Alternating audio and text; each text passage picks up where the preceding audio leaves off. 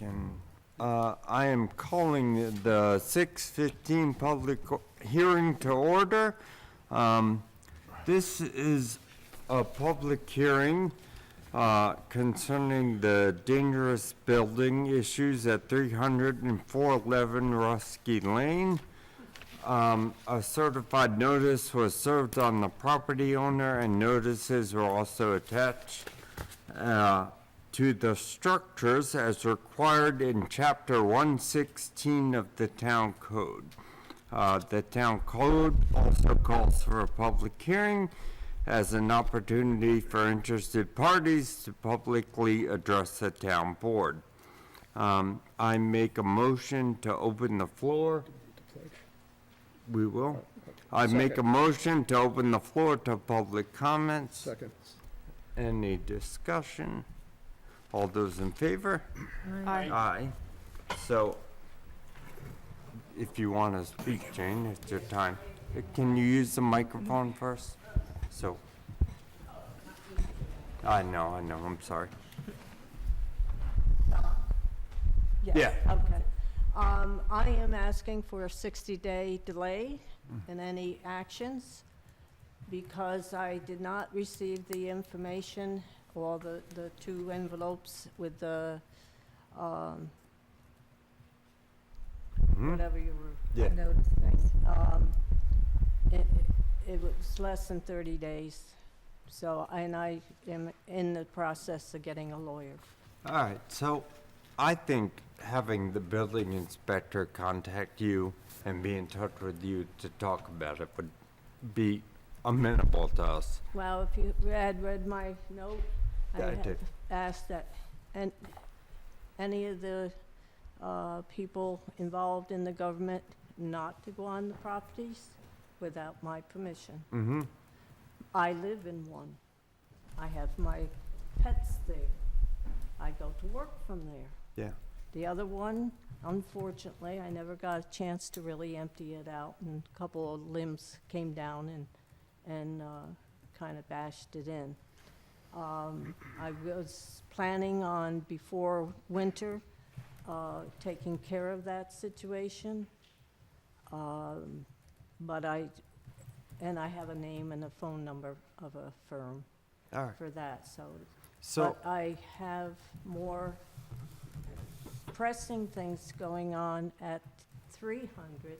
Last year, remember, we had that sheer wind, took down trees, took down 10 to 11 trees around that house. Luckily, one branch took half a window out. All the others went totally north and missed. I have 4 to 5 trees in the front of the building. That one tree is less than 15 feet off, covers most of the roof. That has to come down. I have 2 other maples that if they go the right direction, they're going to hit the house. And there's, I believe, the shagbark hickory tree right next to them, and then one out close to the road. all right. So So, I want to get those down rather than with the quirky weather we're starting to get, then lose that house also. Because I'm not letting you go and demolish it. Whatever information you got, there's inaccuracies, and I'll let my lawyer guide me in how to go. absolutely. We get a notice from the building inspector, and the code says we have to act on it. So we did. I would like him to contact you, even if he I doesn't. work. Yeah, I know but I'm an even if old he lady, doesn't go on but the I'm- property, is there a way he can?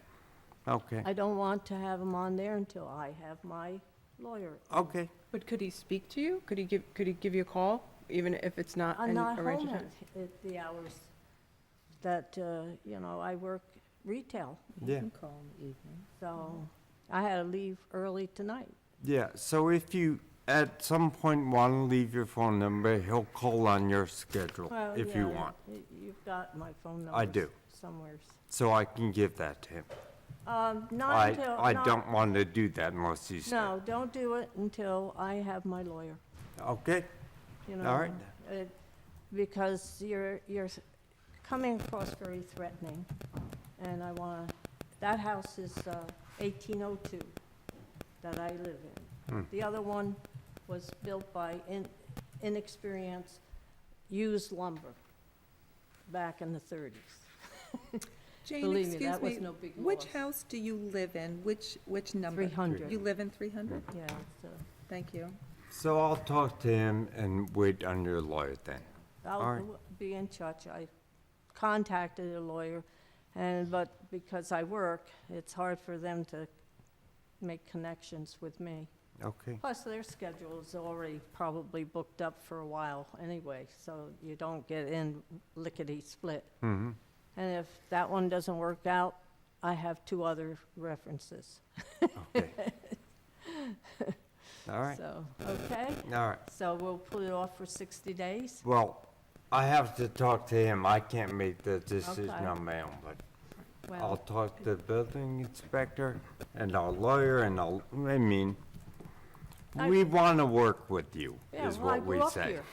I've been in the Yeah. town of Clinton since 1947. Exactly. Right. So, Yeah, That's of when course, my we do, parents- but we do also have to follow the laws, so we have Yeah. to find a, you know, Yeah, well. we all have to do that. So, Yeah. but we'll find a middle ground we Tell that don't, to and work Trump. it out.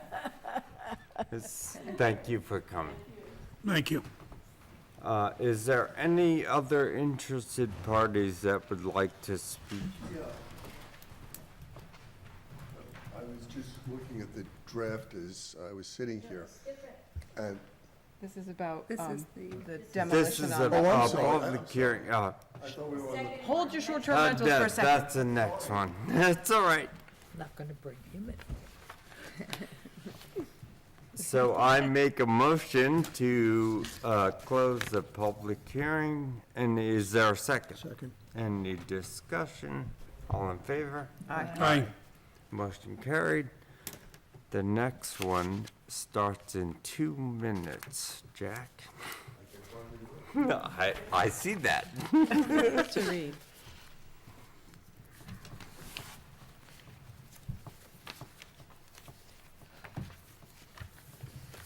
It's this one.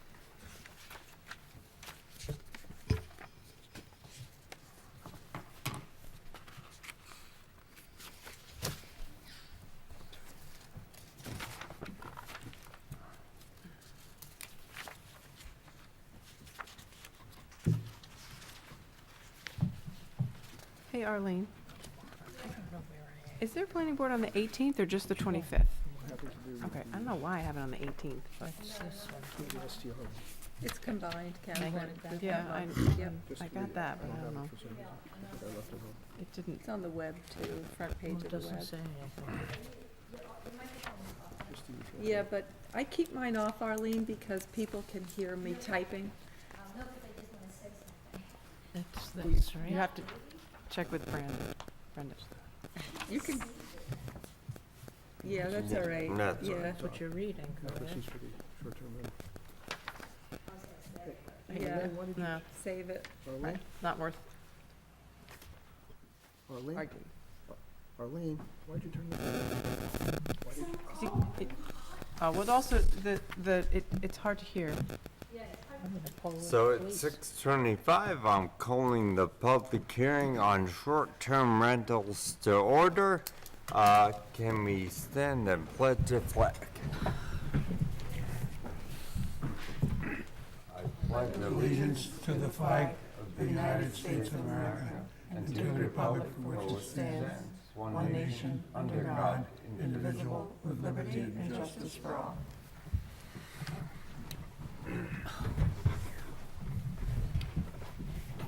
Our town clerk will read the notice Oh, yes, I guess I will do that. Yes, when indeed. she's I'm ready. Please take notice that the Town of Clinton will hold a public hearing on June 11th, 2024 at the Town of Clinton Town Hall, 1215 Center Road, at 6:25 PM prevailing time or as soon thereafter, as the matter is reached on the agenda, concerning proposed local law number of 2024 entitled Amendment to Short-Term Rentals. This local law will take effect immediately upon filing with the Secretary of State. Complete copies of the proposed law are available at the Town of Clinton Clerk's office for inspection during regular business hours and the Town of Clinton website. All interested persons and citizens shall have an opportunity to be heard on said proposal at the date, time, and place aforesaid. Thank you. You're welcome. I make a motion to open the floor to public comments. Is there a second? Second. Any discussion? All in favor? Aye. Go ahead. I noticed that the proposed law shifts the responsibility for renewals of STRs from the planning board to the MCEI, which I think the planning board supported. But I see that if the applicant disagrees with the decision of the MCEI, the appeal goes to the ZBA rather than the planning board. And I was just curious as to the reasoning for that. Not that I'm unhappy with it, but it seems to bring a new group into the process. So, it does. My feeling is that all appeals go to ZBA, and that's why, to appeal the decision of the MCEI. But, yeah. It's less work for mother. I'm not unhappy with it. The other question I have is whether you gave any consideration to limiting the total number of STRs in the town. There was consideration and discussion on that. There is concern that we'll be on shaky legal ground if we do that, because there have been lawsuits regarding that. So, Thank you. yeah.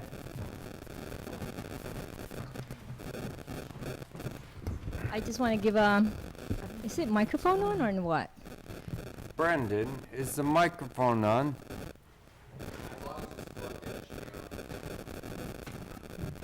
Anyway, I want to make a follow-up with Jack's thing about the renewal. So the way that it's going right now, so the way the planning board, so they renew it, right? So the way you're proposing, so it doesn't have to go to the planning board and it goes to the ZBA.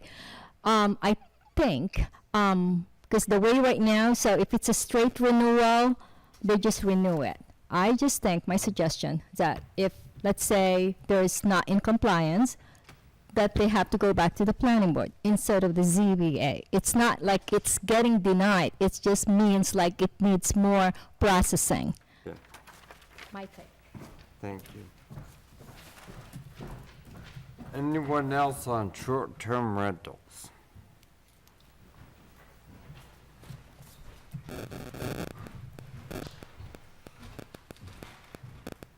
Good evening. Mike Dickett, Center Road. With regards to short-term rental, my wife and I and neighbors have one next to us. We went to the public hearings back when it was going on. They, in essence, the feeling that we walked out of there with was our concerns were not given much concern by the town. And basically, it was granted.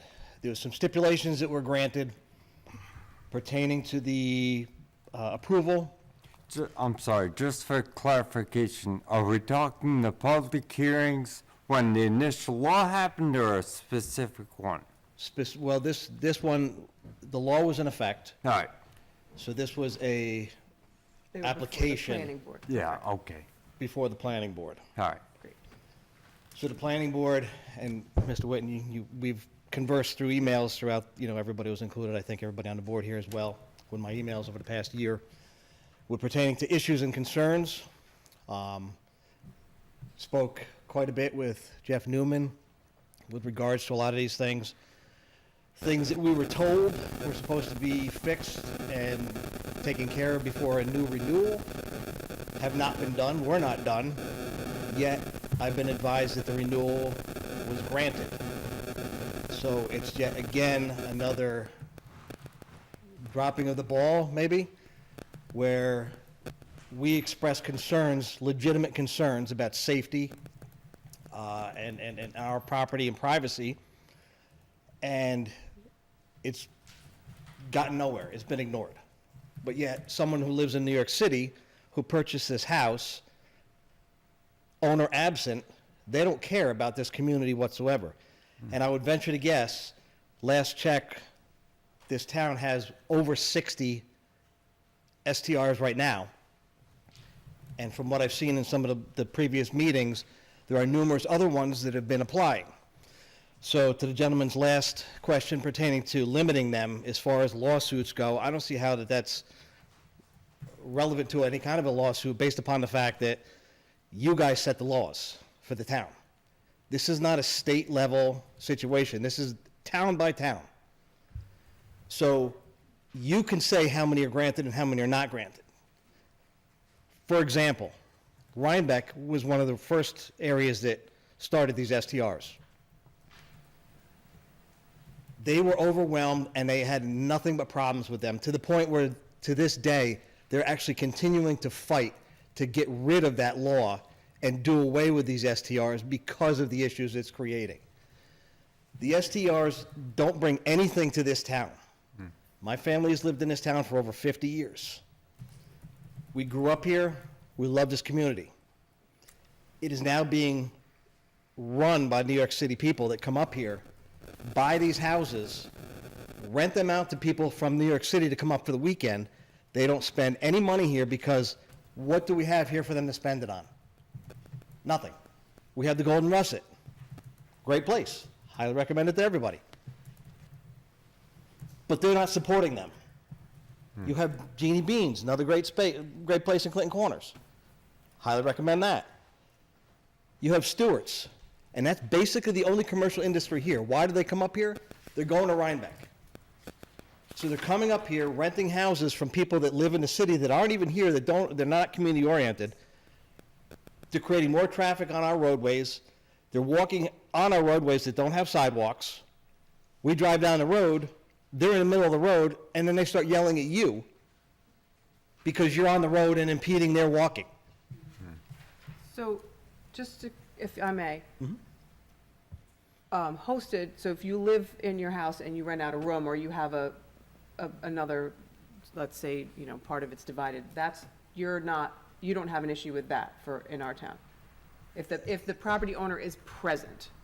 If it mediates the situation, mitigates it, but it doesn't solve the initial problem. You're still bringing people in here that really have no concerns of this community. I understand. So would your recommendation be that we say there's no short-term rentals in the town? I mean, ultimately, if that was the choice that was offered, I would say yes. Okay. Because it brings nothing to the town whatsoever. It creates more problems for the highway, for the people traversing the highways. They come up here, they're now, infiltrating our area, our communal areas. They're creating more of a traffic hazard, causing, I see Todd Martin here tonight. He ends up having to fix the roads now because there's more traffic on them.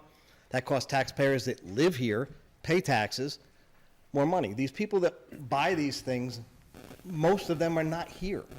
They provide and give nothing back to this community. Yeah, I understand. They take the money from the renters, and they don't care about us. So community-wise, like in our situation where we've brought safety issues and concerns and privacy issues and concerns to the boards, ignored.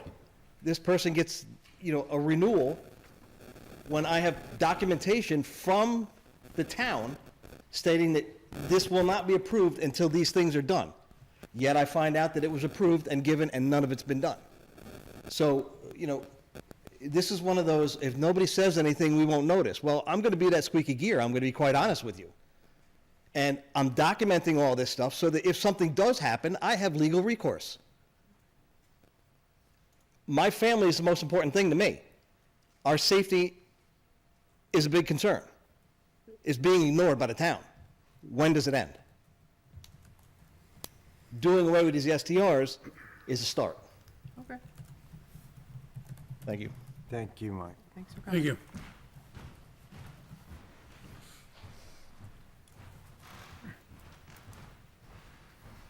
Good evening, everyone. Hi, Chris. Chris Giuliano, Center Road.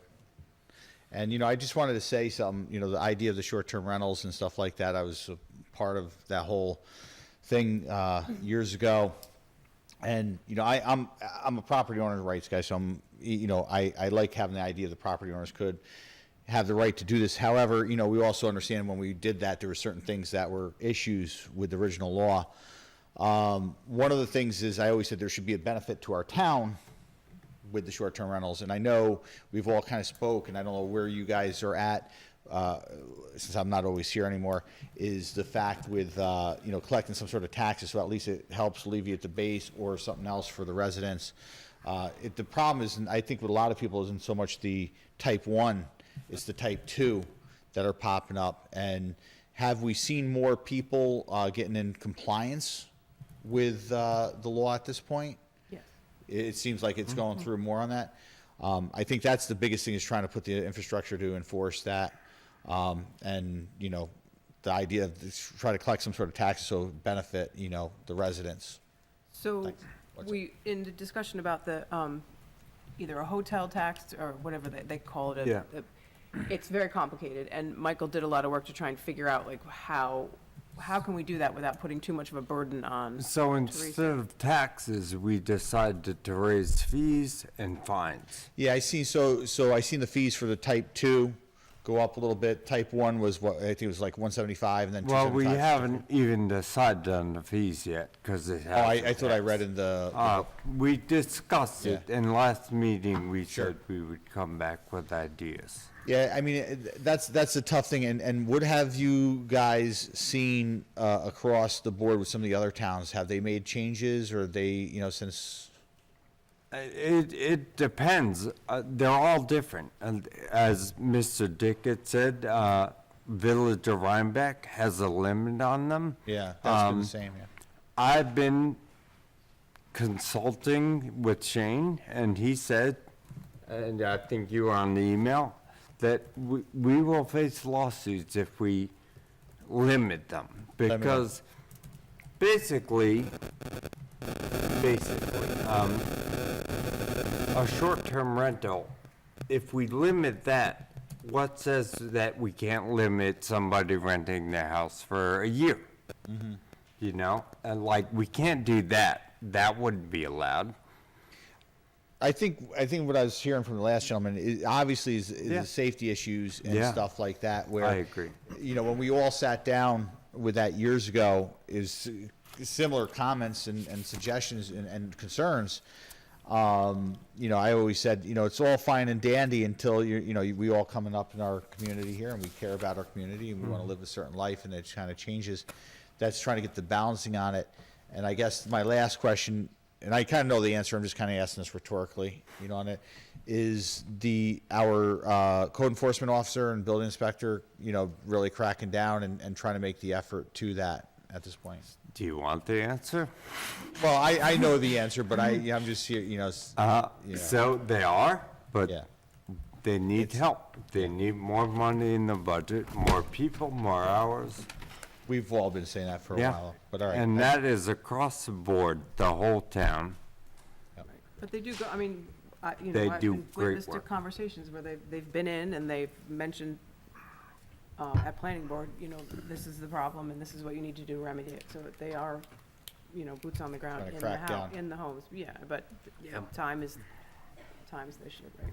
Right. Always is. Thanks.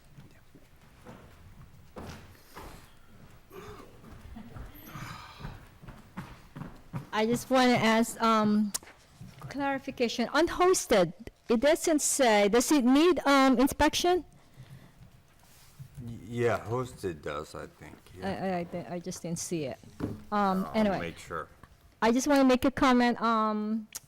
Other towns, I believe, and I'm sure, that they had a cap for the number of the short-term rentals. So I don't think it, I think we could cap it, so to And who avoid will some, enforce it is my question. well, It'll happen anyway. yes. So, another thing I just wanna respond to what they're saying about the reason why we did the short-term rental going back with the regulation is during that time, we have a lot of people who's doing it illegally. So the town was like, you know what, since they're doing it illegally anyway, why don't we legalize it this way? They come forward and we could control it. Have some control, sure. Wait.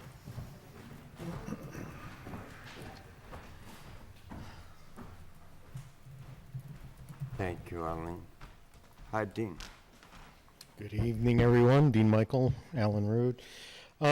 So, I mean, there's been a couple of conversations. Mr. Dickett and Mr. Giuliano's brought up some things, and one of the main thing is that there's no financial benefit to the town in having these short-term rentals. And while I kind of go with Mr. Giuliano on the fact that I believe in landowners' rights, I do think that we can limit the number of these things that we have. And so some of the concerns that we've had was, in part, is that by these mass corporations coming in and buying up properties, we take properties out of people who want to live in this town and drive up the price so people can't afford to live in the town. So one of the suggestions that I would make is under D3, in that we're saying that a limit to 2 per ultimate beneficiary owner, and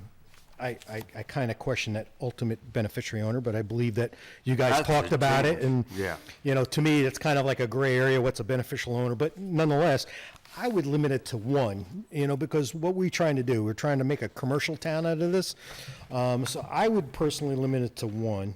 And then the second thing is that our major complaints come from these out-of-control tenants that may rent these things on a short-term basis. So under Section E, under Part 2, we only talk about the number of rooms, the bedrooms, as to the septic size. I would also want to say that there should be a cap as to only 2 tenants per room. And so, number one, you're not stressing the septic system, which could affect and contaminate other people's wells by overuse. But you're limiting to what the house was originally designed for. And even though the Board of Health doesn't necessarily specifically say the number of tenants or the number of residents in a particular room, I mean, that's the assumption, is that nobody's exceeding a room count of 2 per room. So if we're building a septic system on a 3-bedroom house, we know a 1,000-gallon tank or 1,250, we're not exceeding by saying, well, the couch folds out and we can get 5 more people over here. We're kind of limiting the number of people within a rental unit. Dean, just as a question, I believe the planning board does limit the number of lodgers. Well, that's what I'm asking. The Happy planning to board may see the say number. it, but if it's not written in law, It does say limit the number of lodgers does it? in that same section that you were reading. It doesn't limit the number of lodgers per bedroom, but it limits the number of lodgers. Okay. And so if the planning board is reviewing an application and there are 3 bedrooms. But I'm saying specifically to the number of rooms or the number of legal bedrooms, because some people may get away with saying, oh, one's a den and one's, a bedroom, versus saying there's specifically 3 bedrooms, so we limit the lodgers per bedroom. Why not just limit the number of lodgers total? Okay. Based on, Jack, isn't that what you guys do when you look at an application? The practice has been that to assume no more than 2 lodgers per bedroom. Right. And then the final permit states specifically the number of lodgers per house. But I'm saying it should be specified in here. I mean, that's kind of like my preference. So this way it's not arbitrary and then someone can argue with you. It's Yeah. not. Well, okay, I mean, you could have 2 bedrooms, 4 lodgers, 1 bedroom has 1 person, and the other person sleeps in the den, and you still have your 4 lodgers. So Right. Well, that's what I'm saying, is if it's 3 bedrooms, 6 lodgers, Right. 2 bedrooms, 2 persons per lodge, per But it does- bedroom. Yeah, okay, all I'm saying is it doesn't really matter where they sleep, so. Well, I don't care where they how many sleep. I'm people just are in saying the that house. we should limit, Right, because right. you know, when you go to the Board of Health and you're getting a permit for a house on a septic system, it's based on the number of bedrooms. So if we don't limit the number of lodgers based on bedrooms, So I then can you're kind of open to guarantee that. that this discussion will be had. Yeah, sure. So I'm just saying you should open it up to that. And then this way, you know, between the two things that I'm saying is you're kind of limiting that, you know, this doesn't become a commercial enterprise town. You know, we're limiting it to one, you know, because I think everybody should have a right. But, you know, we're not letting, because like a husband can go under one name and a wife can go under another name, and you could have, you know, under base of this law, it could be four. And thank you, Carol, for sending out the notice, because I didn't read it until today, so. Anyway, thank you, guys. Gotta love the MailChimp. Everyone should subscribe. Hi, Hi, Lynn Lynn. Maselli from Pumpkin Lane. I just had a couple of comments that I wanted to make in regards to the short-term rentals. I don't know what the answer is, but I do know that the landscape of real estate is changing. And some places have opted to allow fractional ownership, which is similar to timeshare stuff. A lot of what I see in this town now is there are real estate brokers that are purchasing 100 and some odd acres and divvying it up in 5-acre parcels and building, you know, $1 million homes. Okay? And it doesn't seem right that a resident who's coded as 210 or 2 whatever is a residential property be assessed against somebody like that, an LLC, limited liability company. I know the town does not have commercial properties, but I don't know if you've ever looked at the assessor's codes. There are numerous codes in the assessor's book. And it would seem to me, and I don't know the answer to this, but it would seem to me that once you change the ownership of a piece of property to an LLC, it's now a limited liability company. It's no longer a residential property. And the code should reflect that so that they get assessed against each other. And so that the residential people get assessed against each other. That's one thing that I wanted to make mention of. The other thing, in terms of the short-term rentals, I know somebody commented last meeting about, you know, it's hard to know whether somebody is a long-term rental or a short-term rental, and how do you determine that, and you don't have the personnel to actually do that. Maybe the focus should be more on what the property is listed as. If it's listed as an LLC, is there a percentage that you can charge them? Because they are legally, I would assume, a company is commercial versus residential.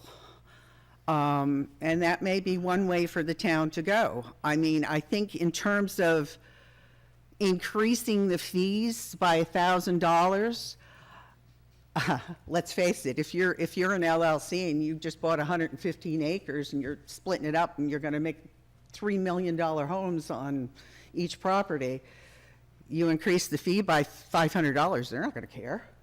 I mean, they're going to make their money back. They bought a piece of property for $200,000 and they flipped it for, you know, $2 million, and okay, I'll give you my $1,000 fee.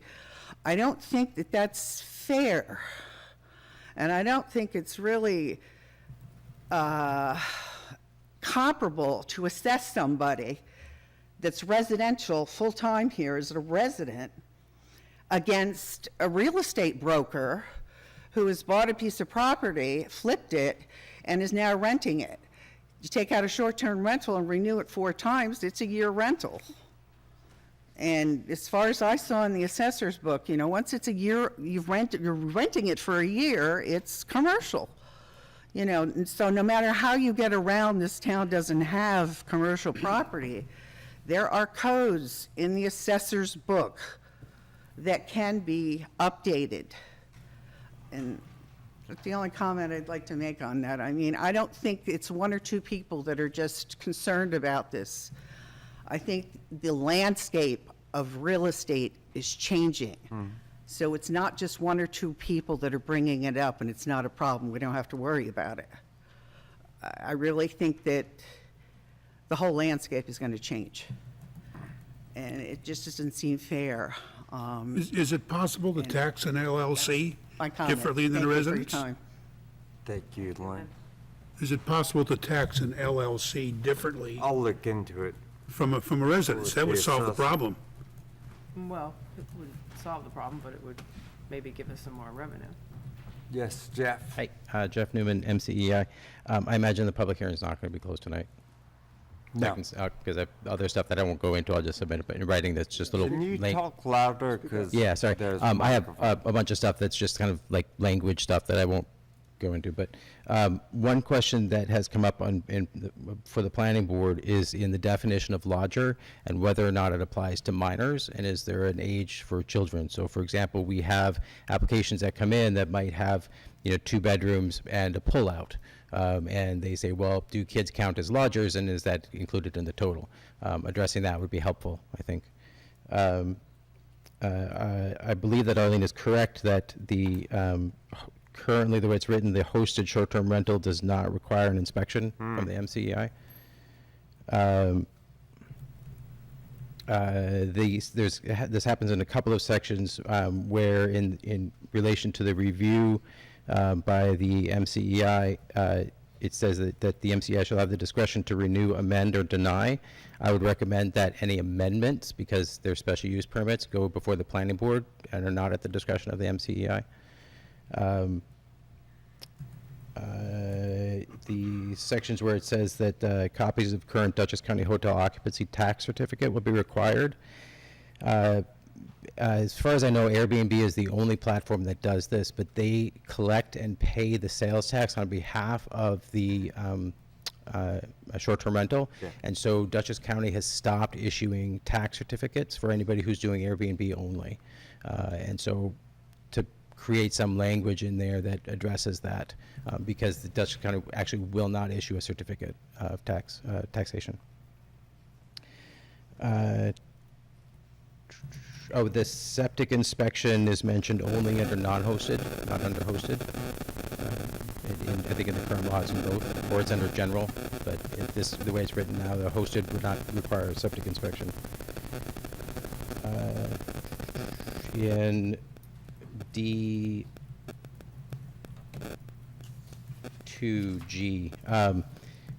it refers to the inspection demonstrating compliance with the provisions of this section. You might want to consider adding chapter to that, because when Mike or I do the inspections, we're also looking at, does it meet various aspects of the uniform code? Does the pool fence, for example, meet those requirements? Where is that? Section D2G. Mentions chapter there. So I mentioned section only, but not chapter. Also in that paragraph, it says, after the municipal code enforcement inspector certifies that the property is in compliance with this section, the application or renewal will be approved. And that implies that the MCI has the authority to approve it without planning board.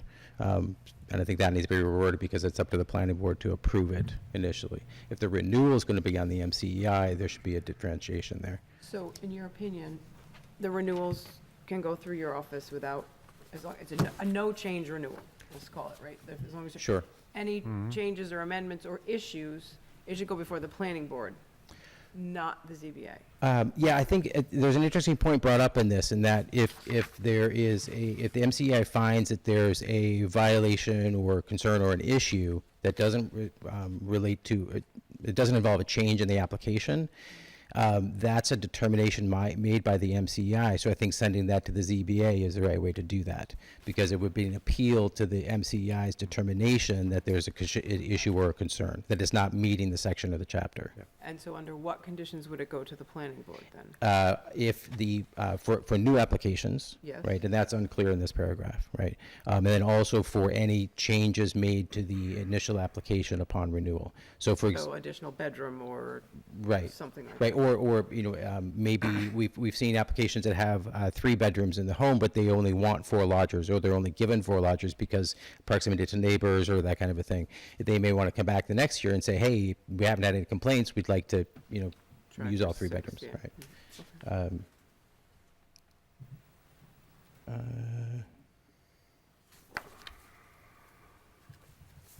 I thought Dean Michael's suggestion about limiting to 1 was really interesting. I will say, not only in Clinton, but in other municipalities that I live in and work with, the short-term rental market has dramatically changed the accessibility to affordable housing for a lot of people, especially kids right out of college that are looking for a place to get started, and seniors. And so, and the idea that while, you know, certainly business is important to any town, so are the characteristics of the town, I think, and limiting that further, I think, is something to explore. I thought that was an interesting thing to be brought up. And that was it. Can you send the comments? Yeah, and I'll put the other things in there. Thank you. Yeah, thank you. Thanks, Jeff. Thank you. Anyone else on short-term rentals? Don't be shy.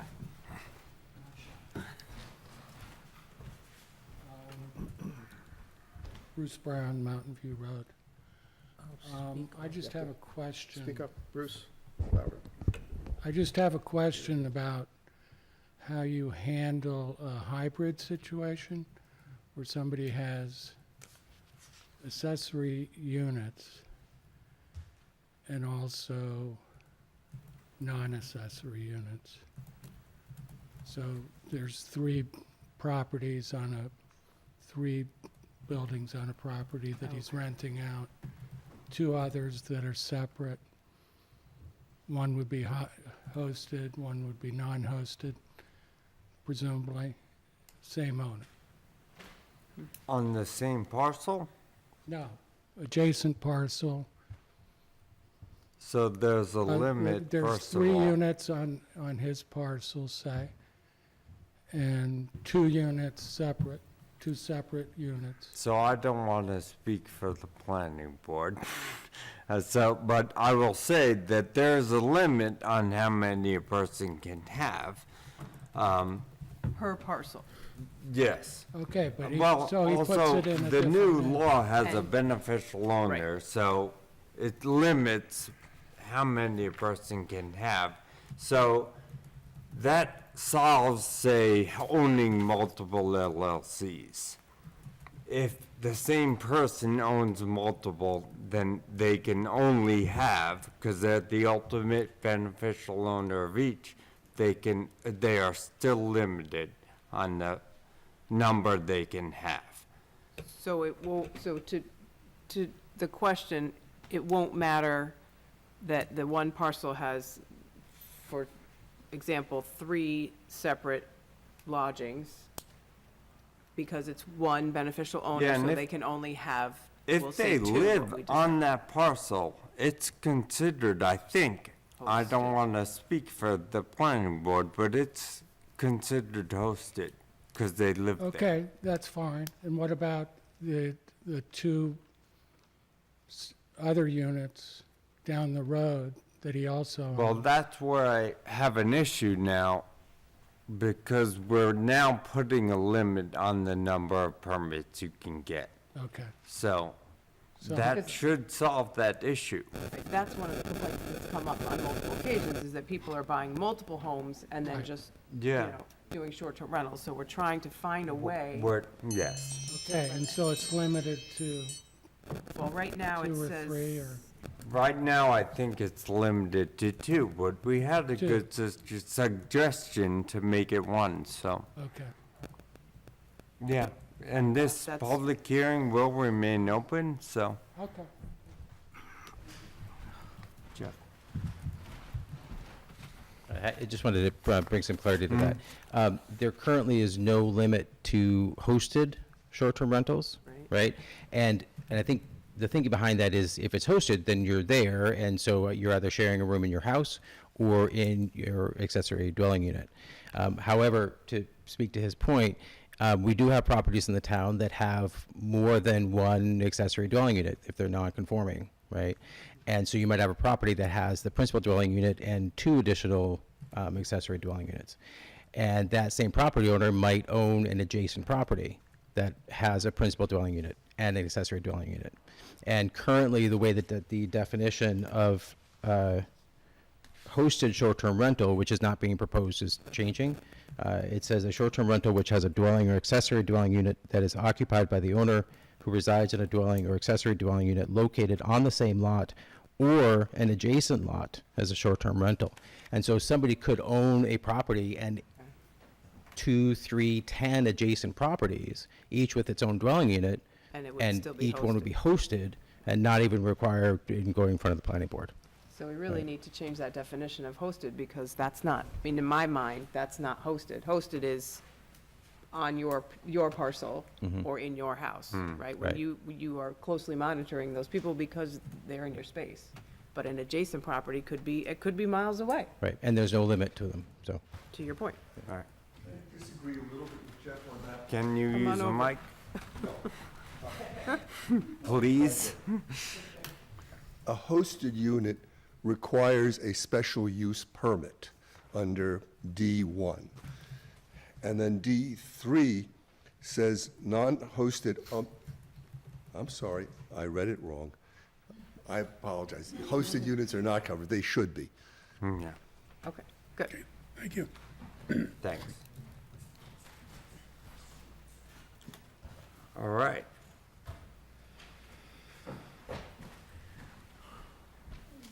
Sorry, there was one more thing that I wanted to make mention of that I forgot. Out of like 9 or 10 LLC pieces of property that I'd looked up on Parcel Access, all of them were under-assessed. They bought low, or they bought high, and their assessment was lower. And I know, as far as the residents are concerned, the residential properties, the assessments on those went the opposite way. I just found it kind of strange that 9 out of 10 were the opposite, and they happened to be LLCs. Forgot to mention that. Thank you.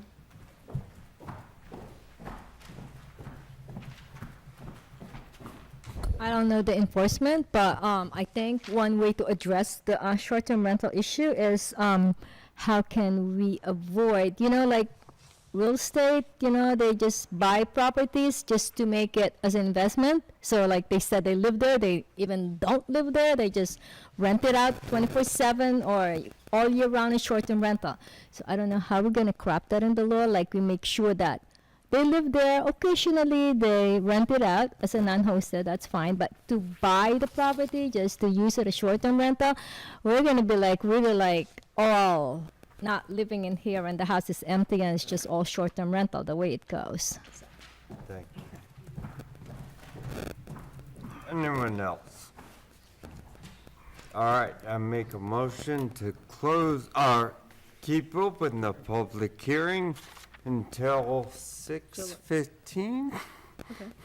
6:15 on July 9th, 2024. Do I have a second? Second. Any discussion? All in favor? Aye. I will say one thing. First of all, thank you everyone for commenting tonight. The only thing I have an issue really with is a traffic increase.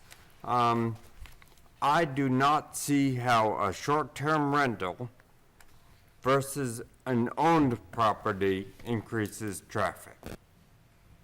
That's a comment I'll make, but we have a month to iron out, and great comments tonight. Thank you. And Mike, anybody who's watching and wants to contribute to the conversation, you can email or mail any comments, and we will get them all, and so we can consider them for the next meeting.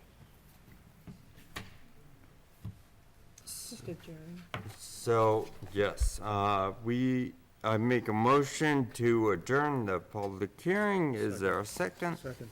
Any discussion? All in favor? Aye. I make a motion to open the regular meeting. Is there a second? Well, all in, any discussion, all in favor? Aye. So we will approve minutes. Elliot, approve minutes? Oh, yes, of course, sorry.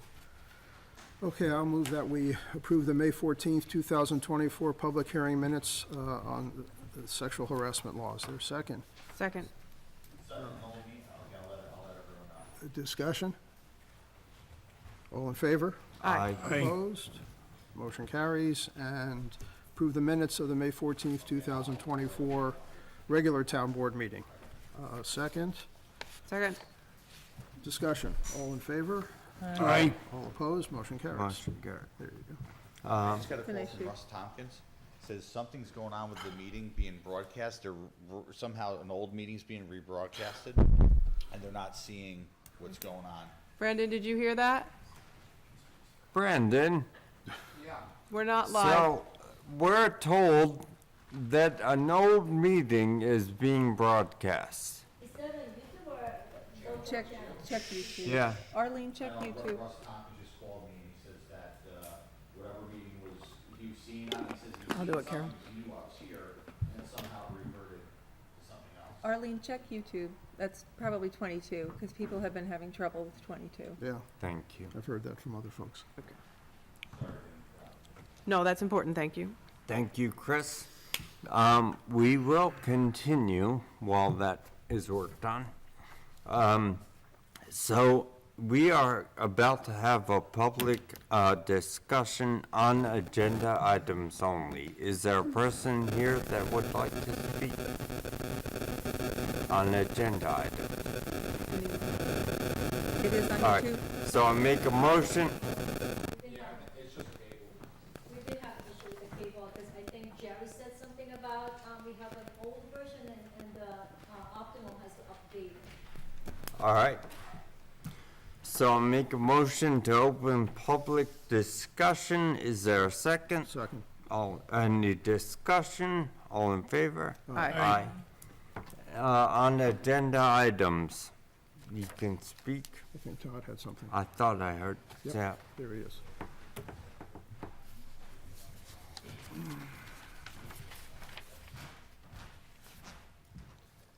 Todd Martin, Highway Superintendent.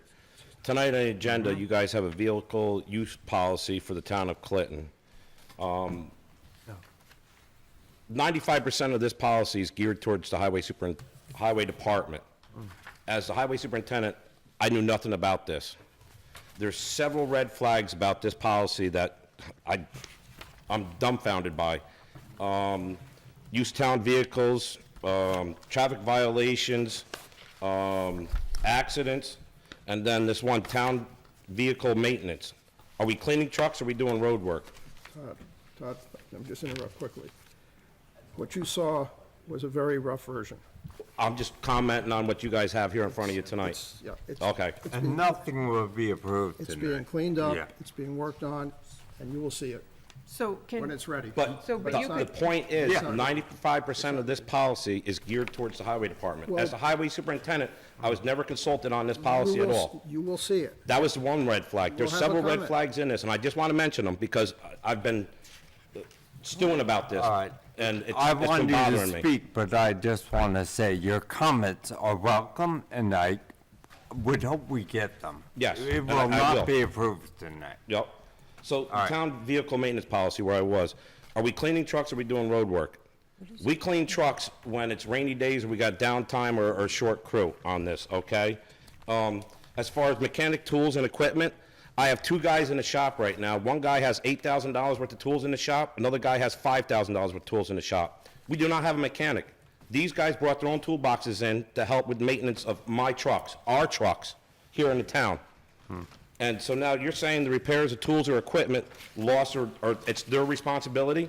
They're using their tools to work on our trucks because we do not have those tools. I do not have money in my budget to afford some of these tools for these newer trucks right now, okay? Another thing you guys have in here is loss or suspension of driver's license. That's under the union contract. So unless you guys want to go against CSEA and stuff, I'd revisit that with Shane or something else, as long as, and then the other one is suspension of driving privileges. That's under the union contract. I understand that too. Okay? I understand. And the union's already called about some of these things. And then the other thing I have is the maintenance of the trucks.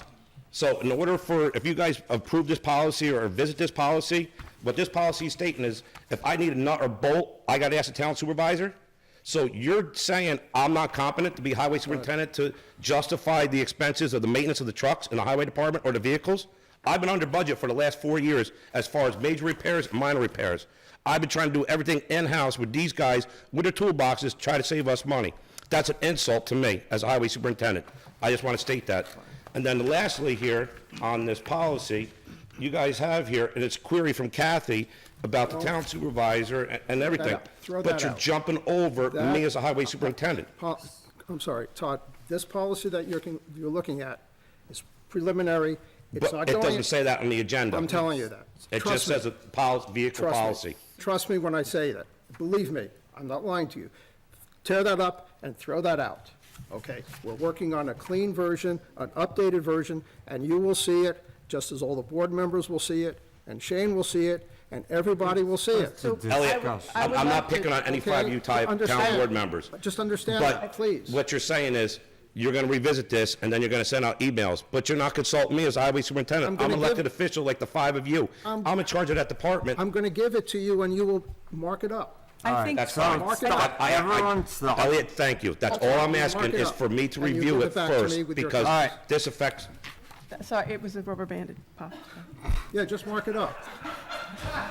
Jeez. Just, we need a little levity, so I provided us some things are money. getting violent with rubber bands. We are just discussing this tonight. We Okay, will well, I just not seen on the approve agenda, it doesn't anything. say discussion, draft, or Yeah, anything, it says new nothing business is being with a policy. approved, so you will be consulted certainly, and our attorney, everyone, the board, everyone. And if you want to take that, and you and Melissa make some notes Yeah. and send them, do it. I mean, it's, apparently that's really, it may not look, what, Don't, the final don't, diversion, don't even bother? Don't even Okay. bother. Just All right. throw it out. Okay. We'll start. Some of the stuff in here I agree with. I really do. Elliot, there is certain things in here I do agree with, as far as like using the town for putting air in our tires or something like that. But I'm gonna use this as an example. There's been people in this town hall complex that needed air in their tire, needed 2 gallons of gasoline to get from here to a gas station. So, I mean, you gotta give and take here. I mean, we all are elected and I work for the taxpayers of this town and the residents of this town. So there's a give and take on this policy, but like I said, there is good things in this policy, but there's some things that cause a lot of red flags, and it irritated me that I wasn't consulted on. And I thought you guys were gonna pass this That's tonight why on we're a new having business, and a that just discussion. really irritated me. I'm sorry, We're but, not Don't even, we're not apologize. close to You're- passing this thing. okay. We can pass it if you want, Todd. No, please, please. So when you get it, you mark it up. Just as Okay. everybody else here has the opportunity to mark it up and get it back, and we'll see where it goes. Okay, thank you. Thank you. Okay?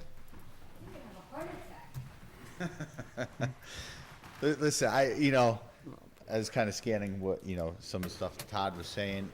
My concern is, and I'm trying to keep this upbeat and positive because I'm on that thing from a couple months ago. I really, and I think in some reason I still, even though a lot of people know I'm not a council member anymore and I'm long off of that, I still get a lot of phone calls, especially when I'm down in Florida and I try to speak to residents.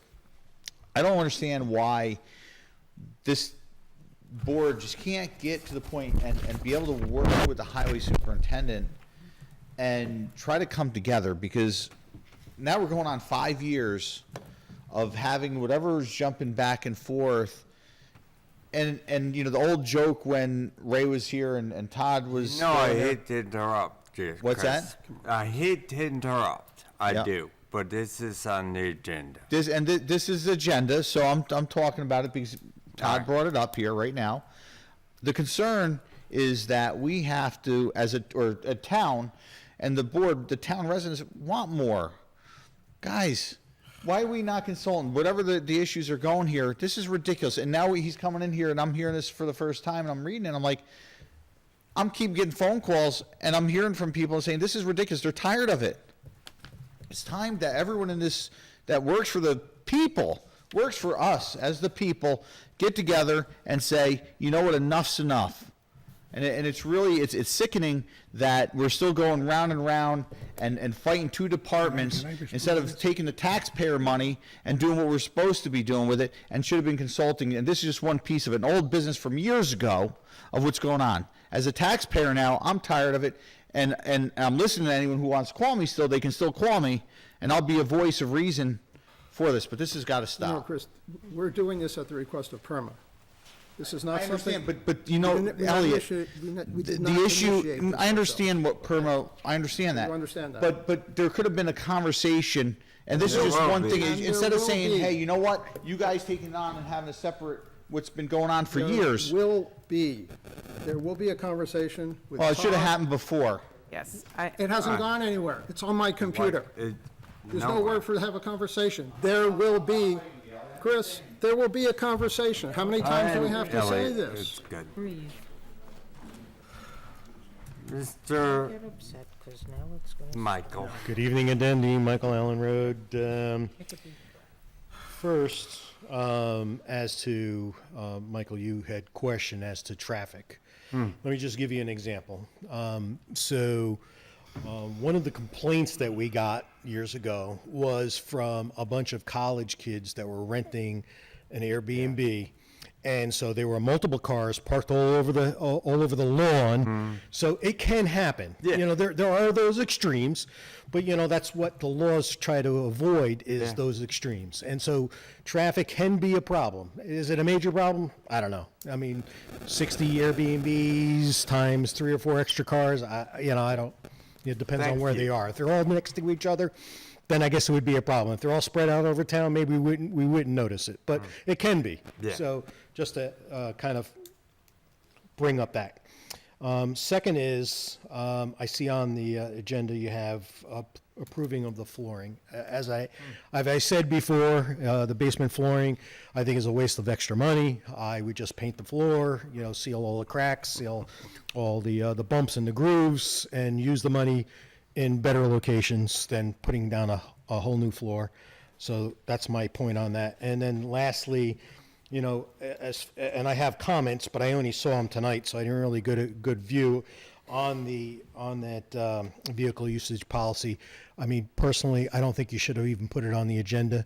I think internally, you guys should have worked on that before and put out a product that you thought was close, that maybe now we want to have open public comment. By putting it out prematurely, you've riled the troops and made some people upset. I mean, I can tell you certain comments that I made as far as, you know, employees being responsible for the maintenance and the repair of things that they have made broken would kind of upset people. And so I think that you should have just kept it to yourselves and not brought it onto the agenda. All I would say to that is the only way we can have a discussion, No, the you five could- of us, Yeah. and let people see it, which we should do. Right. Is to have it on the Right, agenda. but you could internally, We you know, could. shop it around and say, anybody have any comments before we put it out? I mean, I just to keep calm in town, I think that would have been the right thing to do. And the fact is, you're right, Dean, and it shouldn't have been out there. The version that's posted there was not supposed to be Yeah. posted there. That was a mistake, All right. admitted. That was a mistake. No, I appreciate everybody that does their job, so, you know, having Thank been you, there, Dean. I appreciate it. I'm not here to shoot the messenger. Any other comments on the agenda?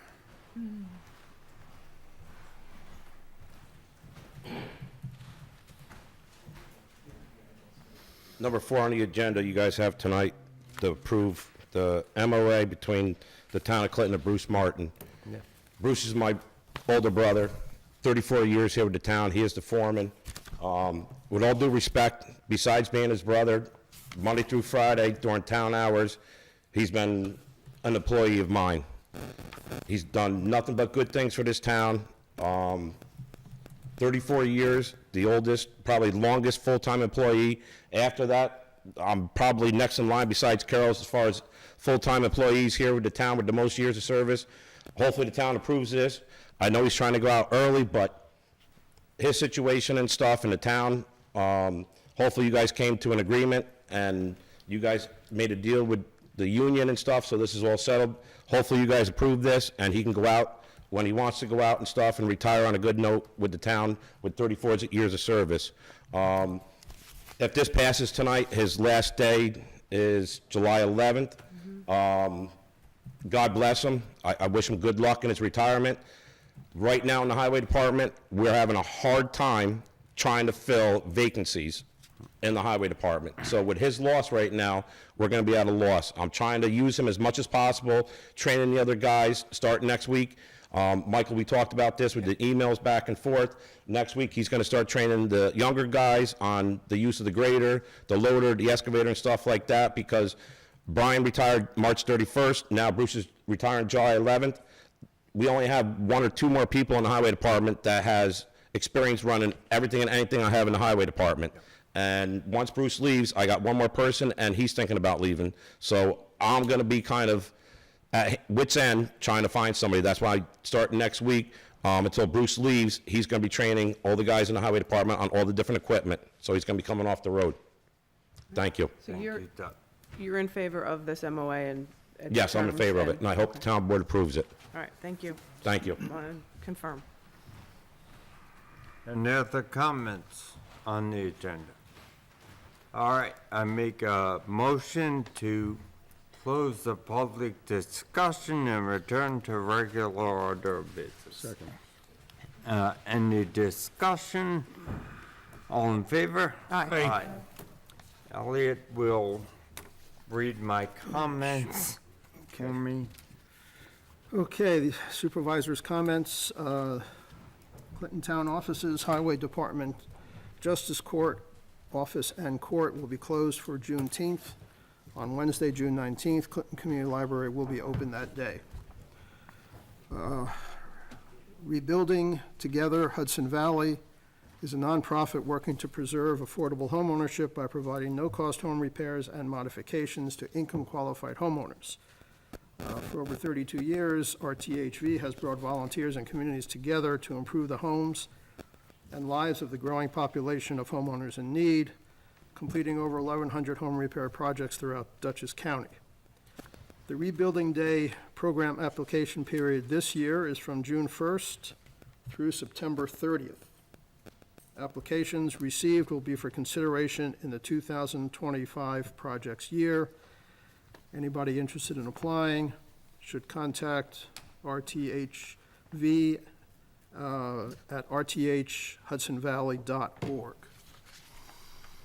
Okay, not on the agenda tonight, but just to mention, the employee handbook is being worked on. It turns out to be a bigger project than one might think. The goal is to finish the handbook to be enacted for next year. The last revision was done in June of 2017. And lastly, we're still working on ARPA expenditures. There are several items on tonight's agenda that are related to the expenditure of ARPA funds. Thank you. Deputy Well, Supervisor? I'll just add one comment to Michael's. We had our second annual stone cleaning workshop last Saturday over at the Schultzville Cemetery. Very happy to say it was well attended. We had about a dozen people. Last year, the first one, I think we had about 6. So I hope that shows increasing interest and concern on part of the residents to preserving and maintaining the cemeteries. Patrick O'Hara, who is our local stone cleaning maven, supervised the workshop as he did last year and did an excellent job. He and I talked about the possibility of doing one in the fall, which may or may not materialize, but certainly I hope we can do one again a year from now. All right. There you go. Thank you. Reports. Councilperson Misdall. Okay, the CAC, wanted to let everyone know they have updated the kiosk at the Nature Trail. So if you come by and hike there, check out the information. They had a table at the library book sale and met a lot of people and had a great day. They are going to participate, hopefully, with Rec Camp and be a community day. And then they wanted to remind everyone to go to their website, which is clintoncac.com. You can also get there through the town website. They have a nice article about the spongy mouse in case you have questions or being inundated, as the rest of us are. On the planning board looked at a ground mountain solar application, 2 wetlands permits, and a short-term rental renewal. And the ZBA did make a determination on the the Six Senses MCAI determination. So that is done and dusted. Council. Yeah, Councilperson Osbit. Ready for me? Yeah. Okay, for the Highway Department report, the traffic counts, the county has sent confirmation that they will be performing various traffic counts in the town of Clinton during the month of June. This will help to serve as important information for future projects.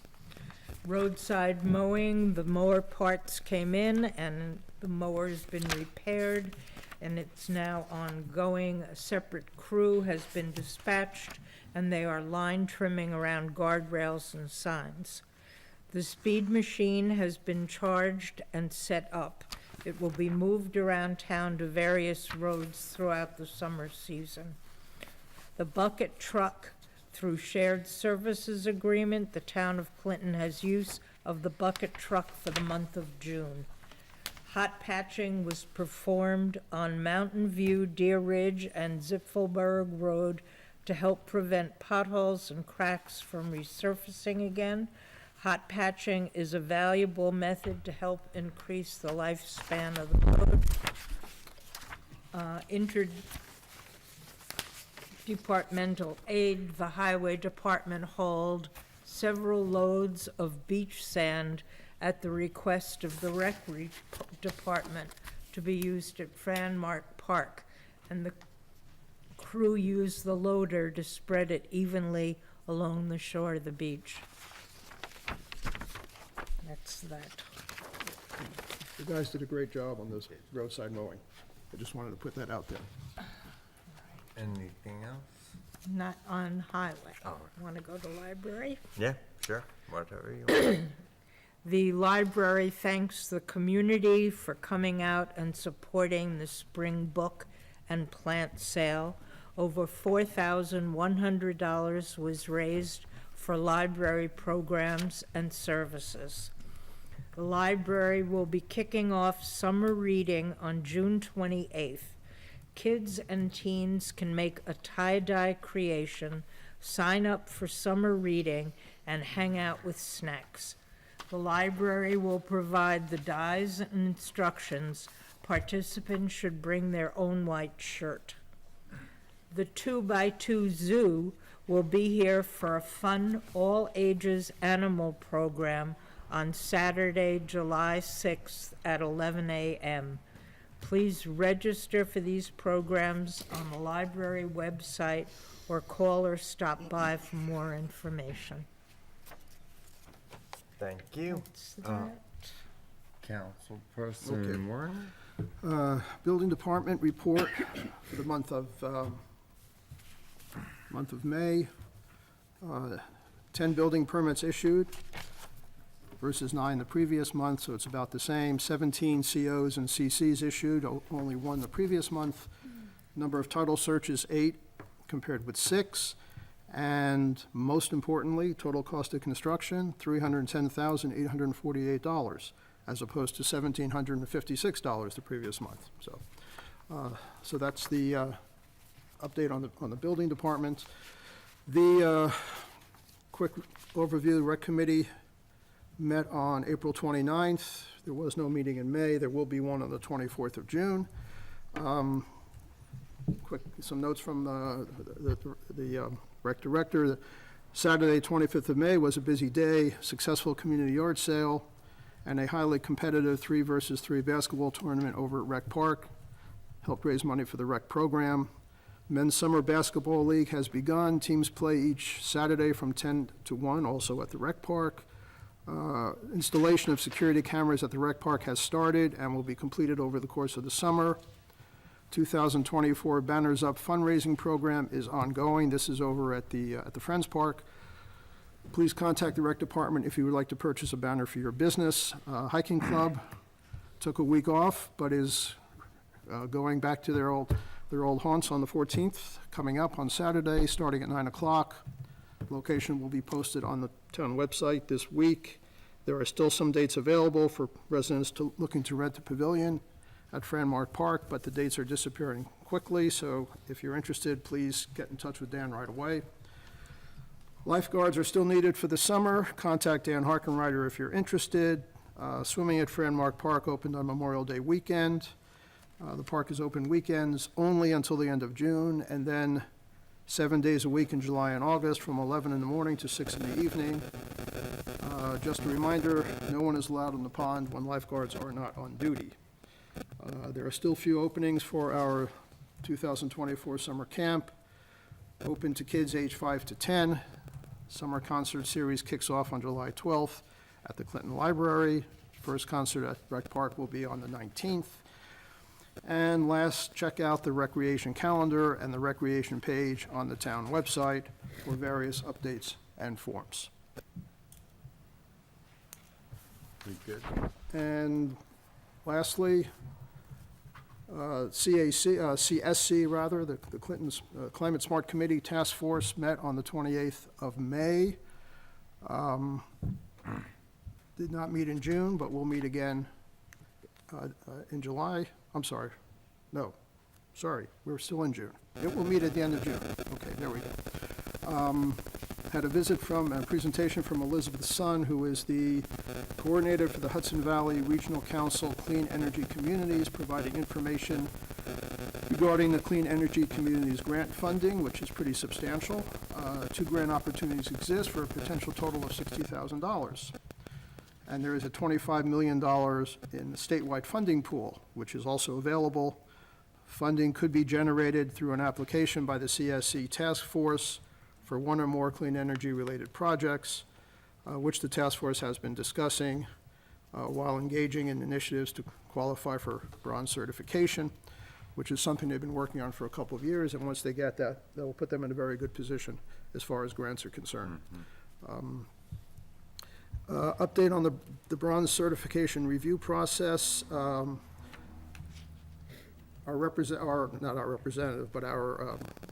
connection with the Cornell Cooperative Extension is reviewing the documentation that has been provided by the various board members, or committee members rather, for a successful application submitted, and has reported that we are close to being able to submit the application prior to the July 7th deadline, which of course is coming up a few weeks from now. For the current application round, there are a few last-minute data tweaks that our representative has been collecting and reviewing on behalf of the task force, but basically it's pretty much intact and ready to go. Future planning, the task force is awaiting information from Cornell about pursuing a riparian buffer planning and planting project during 2024. An administrative issue was raised about the current composition of the task force, some of whose members have not participated very much in recent years and not attended meetings or been very much involved in the group. And the discussion was to ask these people if they were interested in carrying on or otherwise, and fill vacancies with perhaps some new people who are interested and want to take a more active role in environmental work in the town. I contacted several people whom I know and had interest from, I believe it was 3 or 4, whose names are in the pipeline. There's another gentleman who came through one of the members who is also very interested. So at some point, I think over the course of the next few months, we're going to have some new candidates. We'll have some resignations, and we'll have some appointments to the task force. Lastly, Judy Malmstrom, who is in the room here, is a member of a distinguished member of our community. Attended the meeting as a public attendance, which is a rarity, but it does happen. So she attended the meeting last month to talk about the composting program in the town of Clinton as a response to Dutchess County's incinerator, which I guess is an issue of concern and has been for a number of years. Expressed interest in establishing a committee of concerned citizens, as well as task force members, to work on this, and also with CAC people. So that idea was up on the table for discussion, and the task force will discuss that at a future meeting. June 25th, 7 o'clock, at the Masonic Hall will be the next meeting for anybody who's interested. Come on down. And that's it for the task All right, force. thank you. Just to piggyback on that, I'd like to thank Judy for letting me know about a thing with the incinerator that I will attend. Oh, great. You'll all hear about it. Anyone else? All right, old business. So the first item is short-term rentals. We have not heard from the county planning department yet, and they have a 30-day window, which is not up yet.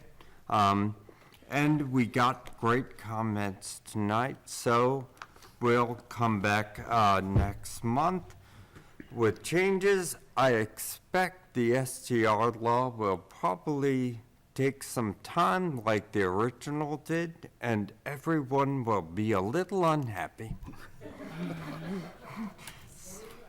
So, number 2, Marion.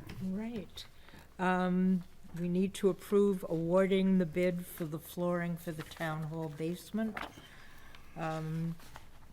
Be it resolved that the town board awards the bid for the town hall basement flooring replacement consisting of 1,720 square feet to Foster Flooring at a cost not to exceed $30,540 using ARPA funds.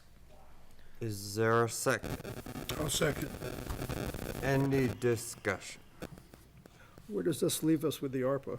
If- I I'm sure you have a number. I do. Yep. We have about $25,000 left. After the 30. 24,584 with everything that we're discussing right now. Right, so more than just the floor. Yeah, more than the floor. The floor, the windows, cameras, if we do solar panels, Okay. so we still have We have the 24. motion on the floor. I'll second. Yes. We have Dykus. Oh, Charlie seconded. Yeah. Okay. Any All other in- discussion? All right, all in favor? Hi. Aye. Aye. Motion carried. Number 3 Right. is, I'd like to approve putting bid out for window shades in the town hall. I'm getting rid of the curtains. The town board approves the following resolution. Be it resolved that the town board approves going to bid for written proposals to install shades on town hall windows.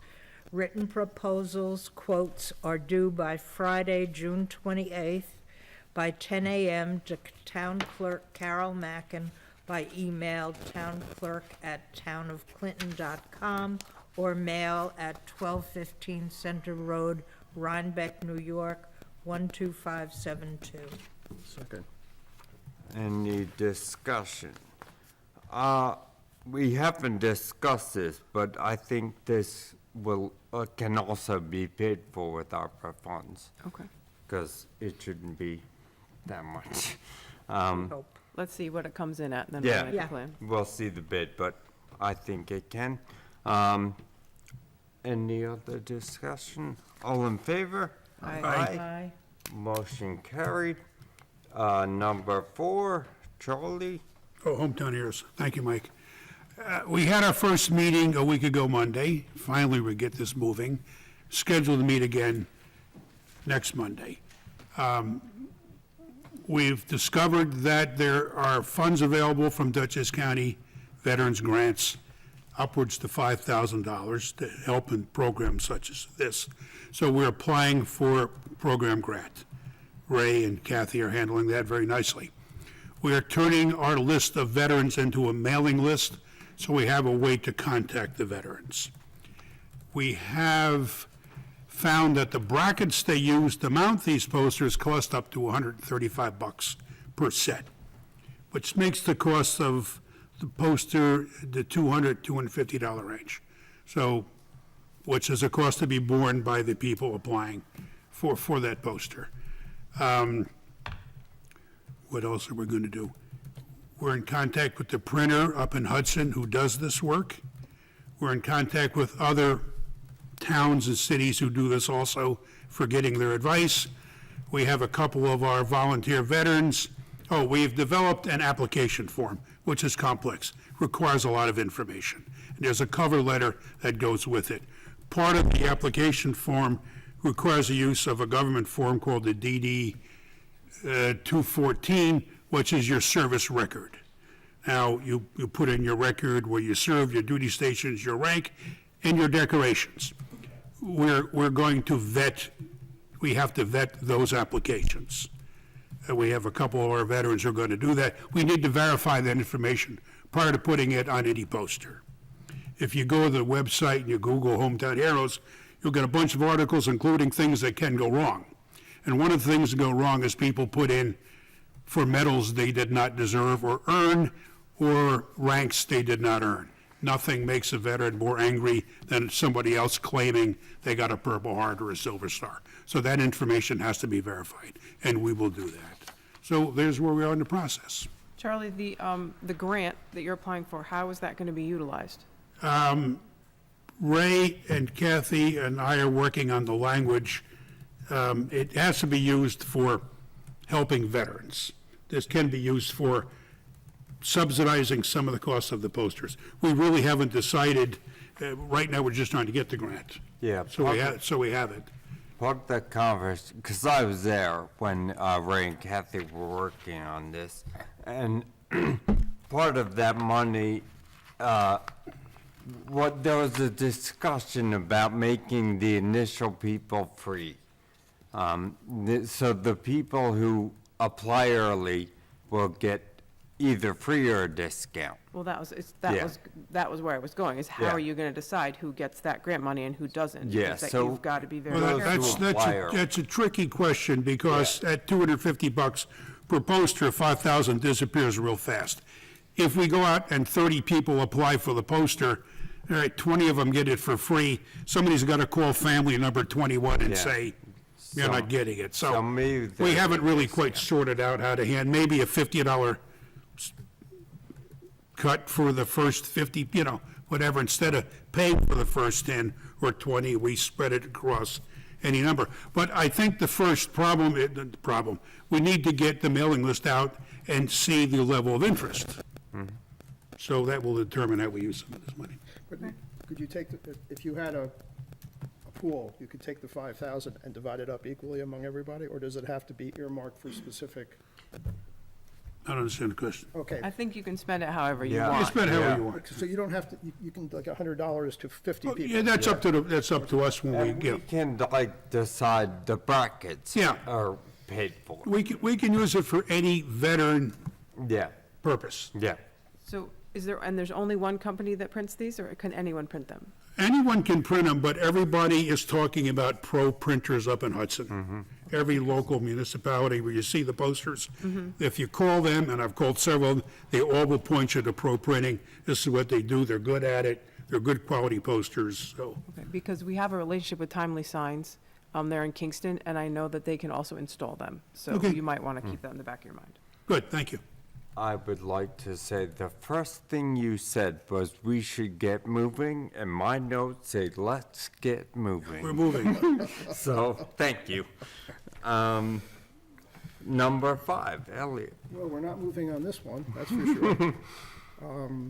Basically, we have, we talked about this in previous meetings, and we are out for bids from 4 or 5 contractors. Our prospective contractors, 2 have said no, and the rest have said nothing. So at this point, we're sort of on hold, and it's not exactly clear where we're going with this. This is in relation to the canopy, Yes, which we haven't said. right. Oh, yes, I'm sorry. The schoolhouse canopy. Can we go back online and look Yes. at canopies? Yes, we can. Because there were Yes, very similar ones online Yes. for a lot less money. I think that's probably where we're gonna go. Yeah, So- I think that's where we're going. It's not quite, it's on topic and yet slightly skewed. So on the topic of awnings, I understand that it was requested on the schoolhouse, but I wonder why we're doing one on the highway, because I don't think they requested that.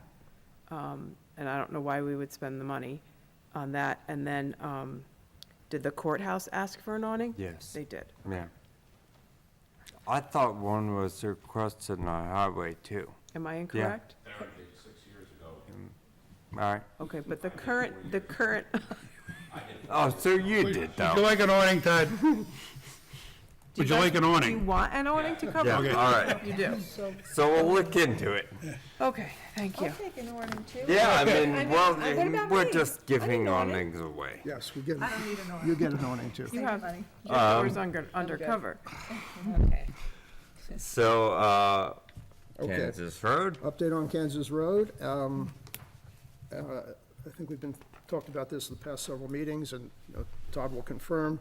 His guys went out last week, or the week before last, I believe it was, perhaps even longer, the way time flies these days, and put down shale and scoped out, yeah, go ahead, please, scoped out the road, and we've had several rains since then, and thus far, things seem to be okay.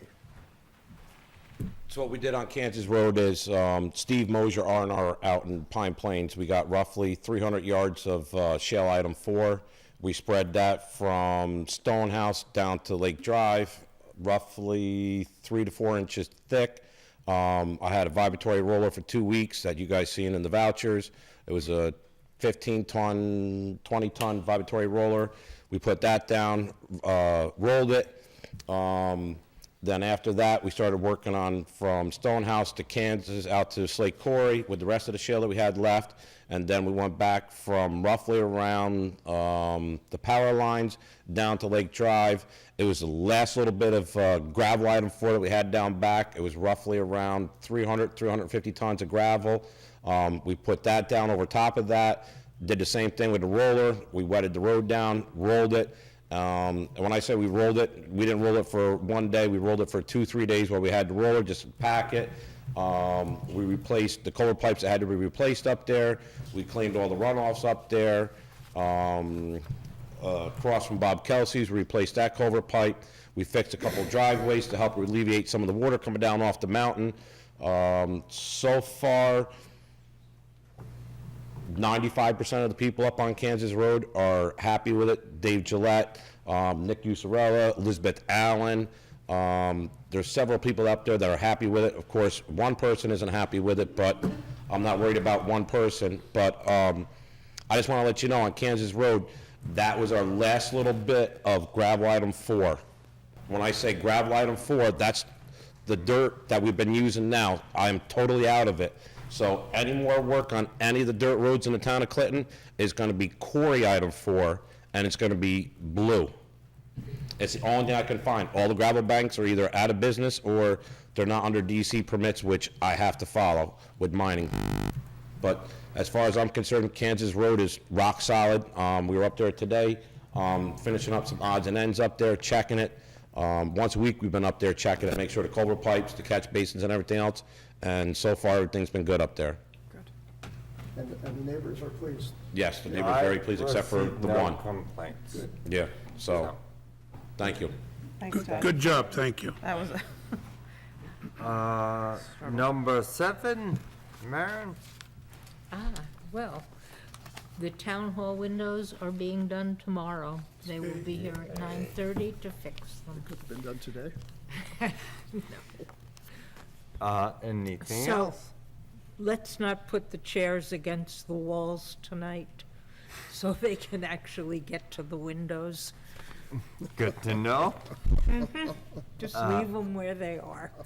And number 8, I have you as well, Maren? Number 8, where are Building you? maintenance. Oh, okay. Well, Catherine and I went around the building, checking everything out. You all have our notes on that. or at least our preliminary notes on it. We have the monthly preventative maintenance, which was done on the Masonic Schoolhouse, Town Hall, and the library buildings. It includes testing smoke alarms, checking fire extinguishers and emergency lighting. Smoke detector batteries were replaced or new smoke detectors were installed where needed.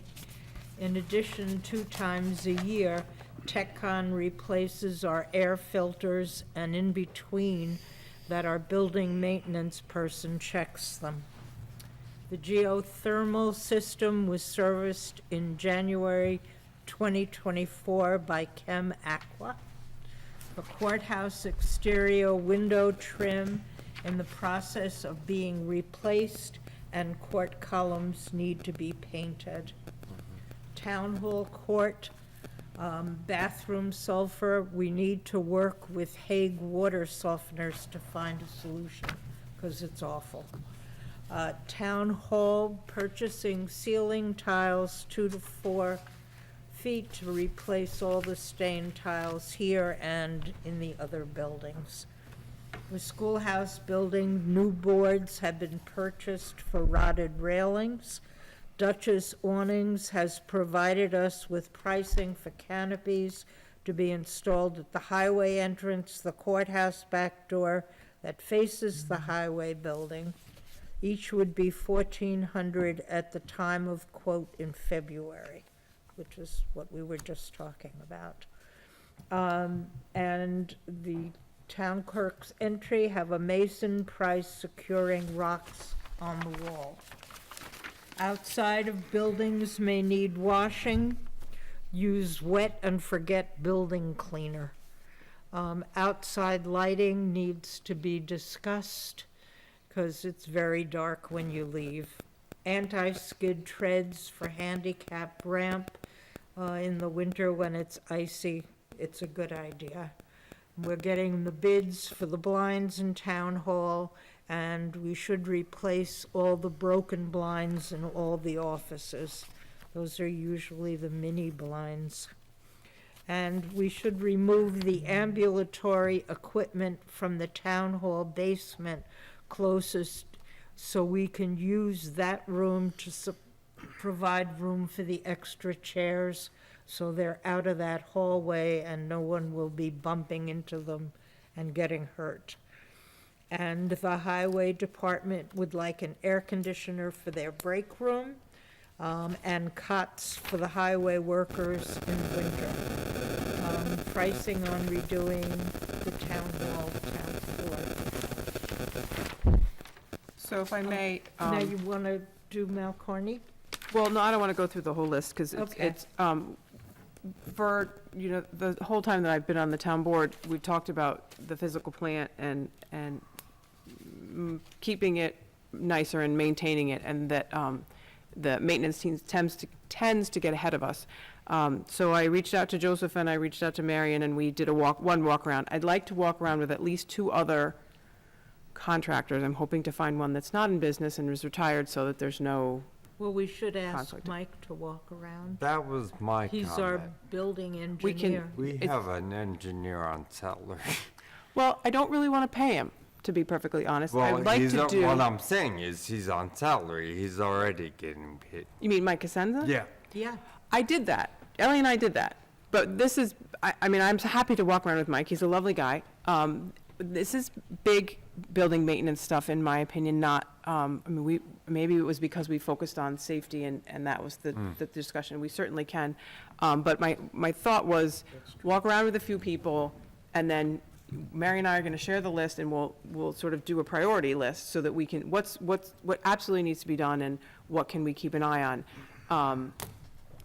Just of that list from Malcarney, since we'll develop it as we go forward, I do want to put a bug in your ear about the Masonic Hall roof needs to be painted. I saw that. So as we're spending ARPA money, let's keep that in the back of our minds. That was the thing that stuck out. And then I would love, Carol, I think this is probably you, to know when Chem Aqua was here in January, what they did for the, I can get a report. I You've won't got say that? it over the top of my head. No, please But- don't. I'm right there with you. Yeah, Don't ever say they that. inspected the whole thing, the whole system, and came back with recommendations on maintenance and then Okay, great. It would performed be, that would be lovely, because then we can compare what they said to Yeah. what Joseph suggested. So that's just the. Yeah, sort of- that was part of my issue, is I saw what was suggested, and I'm like, well, we already did this. Right. Just did this. This is just, I hadn't expected it to, the whole list to be shared. This was just the first step. We'll develop a prioritized plan, and then we can discuss it as a group Yeah. with what, what's been done, what has been done. Like the library roof, I don't know when that was installed. Yeah. One of you probably does. Yeah, so- I do. Right. I have the info. Exactly. So there's definitely, it was very early days on that situation. And, I say this with all respect, I would like this to also go through Marion, because she's the liaison for maintenance. But yes, we are all involved. Right. But it should go through her. Yes. Um, I understand that. Yeah. I did not, to be perfectly frank, realize that she was the maintenance liaison when I reached out to Joseph, but then I figured she told me, so I said, well, come on, we'll all go together. So All right. that's where we are. Any other updates? All right. Catherine? I just wanted to let you know, I finally had a chance to meet with Don Estes. This is about the townwide disaster plan.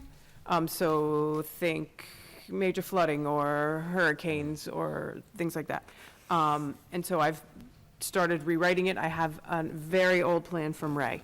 And I spoke to Brian Dingy as well, so they're going to send me their information, because the plan includes all of their equipment so that we know what's at our disposal. So I just want to let you know I've started to work on that. All right. Thank you. New business? Are we discussing the I think, I vehicle think we've kind of discussed it for tonight. Let's- All right. So basically, it's in progress, this vehicle usage policy. There will be a draft. Everybody will have an opportunity to look at it, including Todd, board members, and we'll have it on the agenda hopefully for next week, rather next month. We can talk about it, and if you have comments in the meantime, mark it up, send it to me, bring it to, actually, it's better to send it ahead of time than it is to bring it to the meeting, or both, whichever. So, we'll get there. Thank you. So number 2 is the fee schedule. I am focusing on short-term rentals, obviously. Last time I asked for suggestions on the fee schedule. My suggestions for non-hosted special permit, $750. A non-hosted STR special permit renewal is $500. Hosted certificate, $350, and the renewal at $250. I will also take any suggestions. In light of some of the comments that we had at the public hearing, maybe these numbers should be higher. Yeah, I was think going to so. say, Maybe we should- non-hosted short-term, Maybe we should double these figures. oh, okay, I was going to say 1,000, but, Well, so non-hosted STR is would be- $500. Double I thought you is meant a- double his oh, suggestion. mine. Oh, okay. Elliot, I just want to add that the law requires that your application fees are indicative of the cost for your MCI, your clerk, your planner. So it really prevents an exorbitant fee. Which, However, It's not a substitute for, but that said, we have over and over mentioned that the MCI and the building inspector do not have enough money in the budget. or enough hours, so So, Carol's point taken, if we were to use that money to increase hours, provided they're available, or is that clerks, legitimate? or something. That argument, is that a legitimate argument? You know what, I'm not a lawyer, I just know that you have to really create a number that is reflective of the work necessary for the application and the review. So you kind of have to do the math. So I don't think you could charge $2,500 when perhaps it takes Jeff an afternoon and Arlene an afternoon to process it. You know, that doesn't really make sense. I see your point. However, you could also factor in the planning board's time, Yeah. Absolutely. right? I mean, absolutely. I think we could probably justify a fairly hefty, Especially where maybe nothing crazy. exorbitant salaries. If we made it $1,000, it might deter a lot of these people from doing it. That doesn't At seem all. unreasonable I don't to know. me. I mean, There's so clearly, we much should have money's to run them changing by hands. Shane. So I Well, they will, may put them up for sale at that point. Possible. so I'll start with doubling it and run it by Shane, Okay. and we'll see where we're at. So Sounds good. 1,000 for non-hosted? Yeah, so For the permit, for the permit, And the renewal is- 700 for non-hosted renewal. Yeah. And you're making me do math. 550. 550 for a hosted certificate and 350 for renewal. Give me those again, I just want to make sure I get them right. Non-hosted application, 1,000, okay. 700 for a non-hosted renewal. 550 for a hosted certificate and 350 for renewal. Okay, All right. I can't imagine that anybody would find those burdensome, those numbers. No, I don't think so, and I mean, at least we can But- get, They just have to be Something out able of to it. cover it with the rentals. yeah. It shouldn't be too difficult, I would think, but I have no anyway. idea. So we move on to Clinton Community Day vendors. It Okay. is listed as Here we me, go. but I'm gonna pass it to Okay, Ellie. so we've got I like Four. BB the Clown. We've got four the agreements that we need to approve. First one for BB the Clown. Town Board approves the following resolution, agreement between the Town of Clinton and BB the Clown to provide entertainment and magic show at Community Day at a cost not to exceed $425, and authorizes, empowers, and directs the town supervisor to sign the agreement. Certificate of insurance is on file. There a second? Second? second, All, any discussion? All in favor? aye. Aye. Motion carried. Okay, Elk Ravine Farm will be the second one.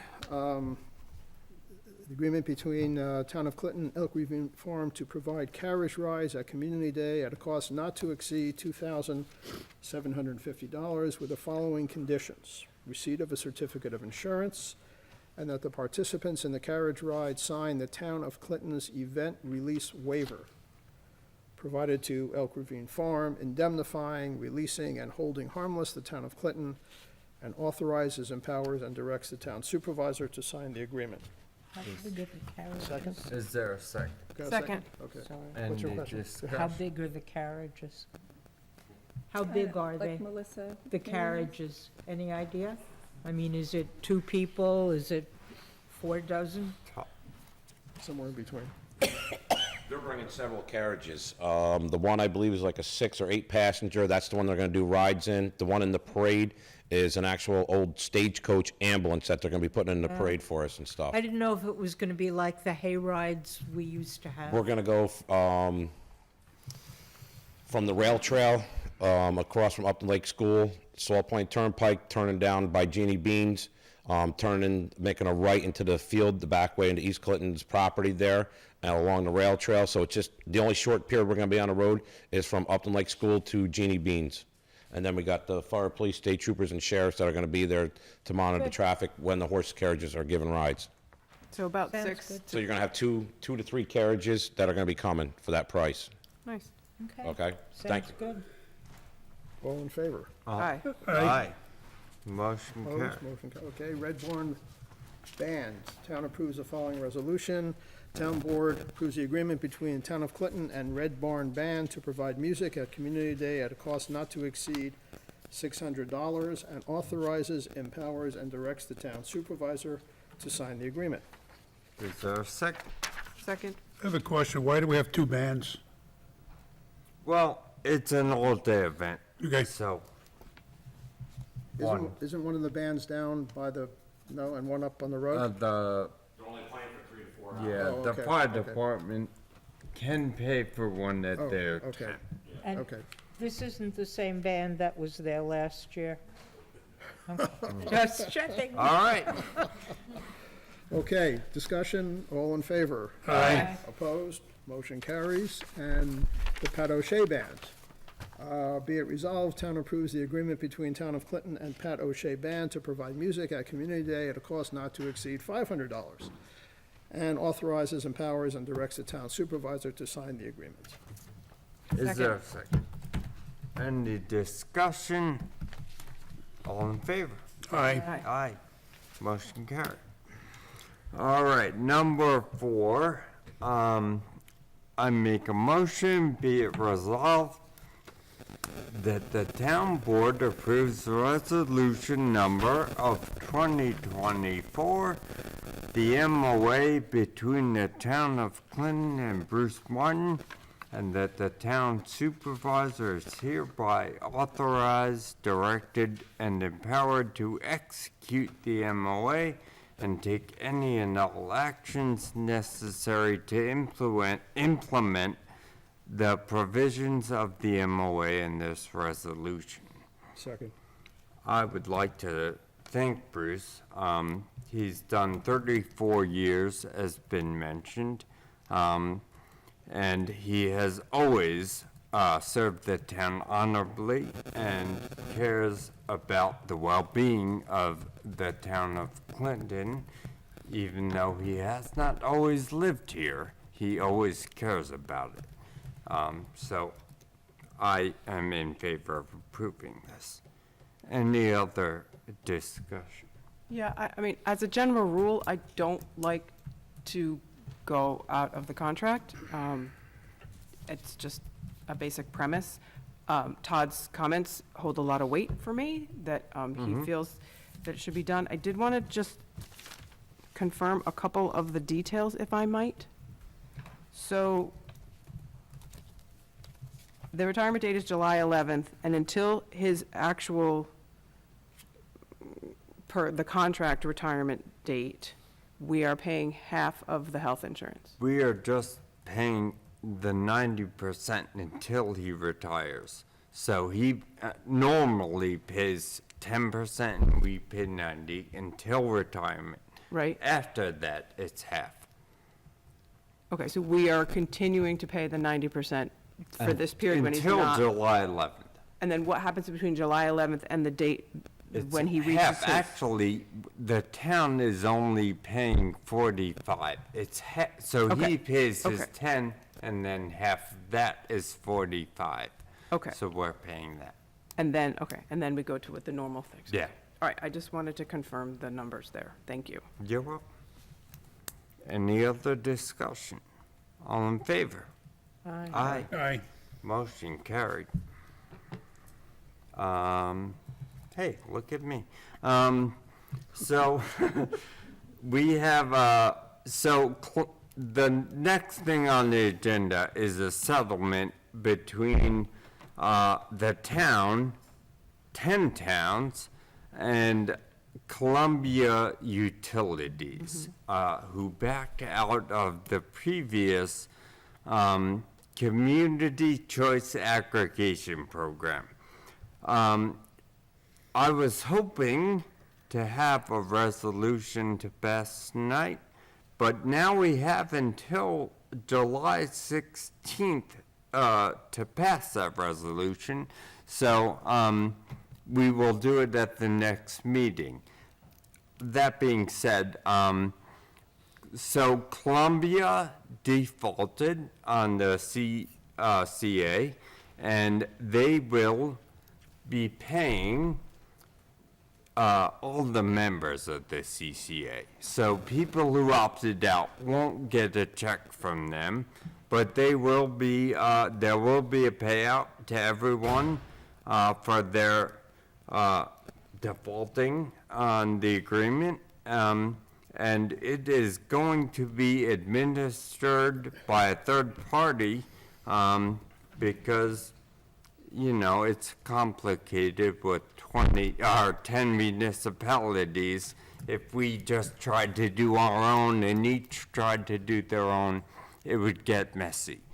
So we are paying a third party to do that work. So the payments will go directly to the Yeah. consumers. So, and anything left over will come to the town. The question has been asked if there are limits on what we can spend that on. It has not been answered yet, but we'll see hopefully at the next meeting. So approving the bike. Okay, well, it's that time of the year for the annual bike ride, Bike New York, and so I will move that the town board approves Bike New York using the outside lawn of Town Hall property as a rest area on June 23rd for its annual bike race that travels through the town of Clinton. Certificate of insurance is on file. Have a second. Second. Any discussion? So this is, we've had this many, many times, correct? Yes. Okay, because the last time we had someone use our town property, it did not go well, but these people have a good, Yeah, we have a they good have a relationship. good- Okay, good. That's what I thought. Restrooms? They bring porta potties. They bring They porta bring the- potties? They're a very established organization, and we I have a didn't know law. whether they came in. They use it, they No. bring their own. Okay, Fine. no further discussion, all in favor? Aye. Opposed, motion carries.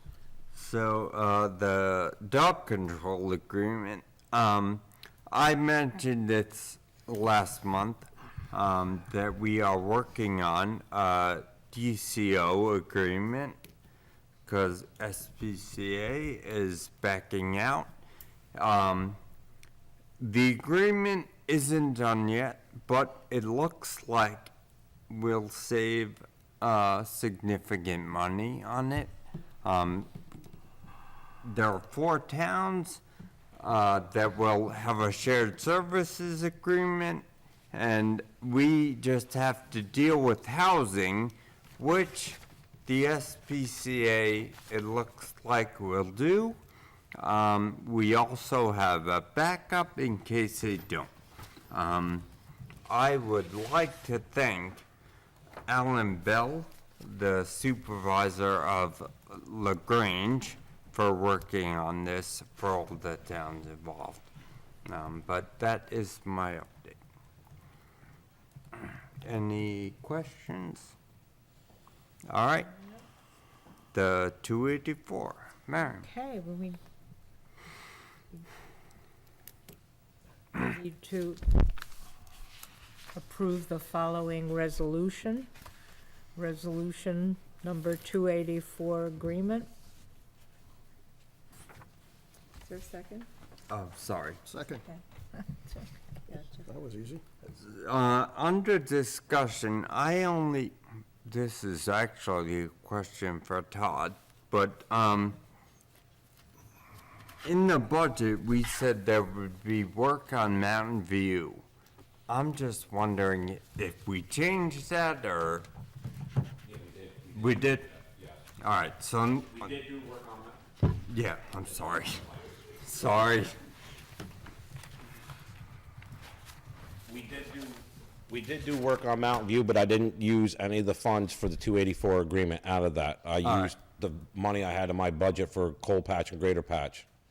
Okay? All right. And that's why we redid the 284 agreement. And just so everybody knows, the 284 agreement, that's a legal document that the highway superintendent has to do with town board members to sign off onto it in order for me to submit the funds through the state to get reimbursed with those funds. That's why we're doing the 284 agreement, just so everybody knows what that details. Good, thank you. Thank you. And any other discussion? No. All right, all in favor? Aye. Any opposed? Motion carried. Elliot? Okay, well, just putting this out there for discussion, or at this point, we're not even really discussion, but just as a comment, we've had a request from a resident to consider amending our zoning definition of a nursery. And I've done a little research on this, I've done some work on it. going to Shane and getting his input, which we're in the process of doing. Hopefully, we'll have something for the board to discuss at the next meeting. It's not quite ready yet, but it will be soon, and of course, we'll also bring the zoning officer into it, as well as the planning and the planning board and the ZBA. So, all the stakeholders will have an input into its change of definition and an opportunity to present opinions pro or con. According to Shane, this would be considered, because it is a change in the zoning code, it will require a town law and a public hearing, as opposed to a simple resolution. But we're obviously not ready to cross that bridge yet. So we will get there eventually, but next month there'll be something concrete for people to look at. Can you explain so that the whole board understands why this was brought up and what the options are? Well, briefly, I will, yes. In a nutshell, the current definition of a nursery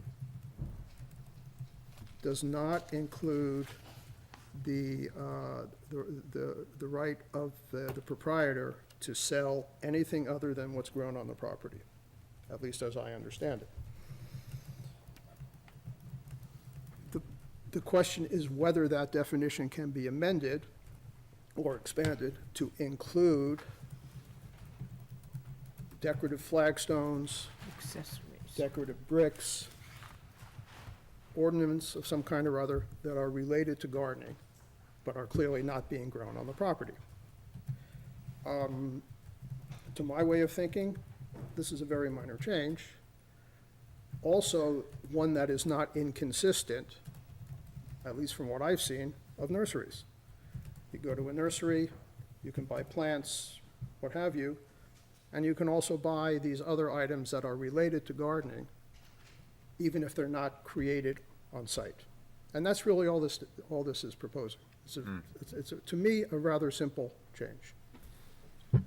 I would say too, this came to us via a resident, but I see the benefit Yes. to a bunch, anyone who opens a nursery, not just that resident. Well, it's also a benefit to consumers Yeah. who no longer have to go somewhere to No, buy, and then yeah. go somewhere, they can buy everything in one place. So I think it'll benefit the consumers as well as benefiting the proprietors. Yeah. So the other solution for this particular property owner, and obviously it wouldn't work for the entire town, so that maybe it's not a great plan, was to expand the hamlet so that that business could be within the zone of the hamlet. And I only mention that so that everybody's in the loop. I don't disagree that it would be, that there's the possibility that it would be beneficial, but anytime we change a definition, it makes me nervous. I mean, think about what the ZBA just did, and boy, one word, That's true, but I would be Makes a more big nervous difference. moving hamlet lines than I would be changing a definition, frankly. I think once you start moving hamlet lines, then you're really opening up a Pandora's box. Yeah, my feeling. Yes, I just wanted I wanted everyone to understand that that is one of the things that was suggested as a possible solution to the same issue, so. Right. And there's, you know, our comprehensive plan and we're supposed to be developing in the hamlets more, like that's where you could have these things happen, so, expansion of a hamlet is not a crazy idea, but that does make it a bigger question, I will grant you, for sure. Yeah, and that relates to my previous comment. Expanding the hamlet only benefits that resident. Right. Whereas Right. the definition is anyone. Could be townwide, there Yeah. could be someone else that could get a benefit, yes. I absolutely agree with you. Going where? What do you mean going where? The resident is Where's the looking nursery going? at The the property place is on 9 Partners. near Schultzville. So, More to come. Okay. and all right. Thank you for that. And I don't, we have a long agenda, but I just would like an update, because This weekend, another resident came to me about the intersection of Longview and Bumpkin. I happen to live there, so I get stopped by residents a lot. So if there's an update on that, Well, if you notice, the counters are down. I did notice. So the county already installed those, so we're gonna wait on that count, I assume, and then we can make an educated decision. And the counters are on Pumpkin Lane, not Longview, but both directions. Both All right. sides. All right. I did think about the math that they're gonna have to do to figure that out, but I assume that they have that in hand. 'cause Yeah, that's what they do. it's the Dutchess County Transportation Council, I think, that does it, that counts. And, yeah, they have a lot of information. So resignations Okay. and appointments. Okay, I'll move that the town board votes to dismiss Braden Rotundo from the full-time seasonal groundskeeper position effective end of day, May 14th, 2024. Is there a second? Second? Discussion. All in favor? Aye. Okay, opposed, motion carries. Move that we approve the appointment of Roberta Grant as full-time seasonal groundskeeper effective May 20th, 2024 to November 4th, 2024. Rate of pay, $16.27 per hour for 32 hours per week, filling the term vacated by Braden Rotundo. Do we have a second? Second? And discussion? All in favor? Aye. Opposed, motion carries. And lastly, to approve resolution number X of 2024 for the hiring of additional summer employees. Is there a second? Second? Discussion? All in favor? Aye. Opposed, motion carries. Councilperson Masillo. Okay. Be it resolved that the town board approves the June general fund warrant, vouchers number 285 through 340, totaling $150,167.13, and the June highway fund warrant, vouchers numbered 145 through 163, totaling $60,406.61. May I have a second? Second. Any discussion? All in favor? Aye. Motion carried. Can you do your funds? I move on the, excuse me, on behalf of the town supervisor, town board approves the following resolution. Resolution number of 2024, a motion to move funds. Is there a second? Second. And discussion? All in What's- favor? I'm sorry. What are we doing? I mean, I saw it in the packet, but So it's, if you look at the, it's the same description, but two different code numbers. yeah, so one is, what is it, 110? So one is town board, I think, and the other is, I'm gonna look for accuracy. One is town board and the other is, the supervisor's office. So basically, I have extra money in supervisors that I'm not gonna use. They spent a little more than we budgeted in town board, so I moved that. All right, thank you. Yeah. Any more discussion? All in favor? Aye. Aye. Opposed? Motion carries.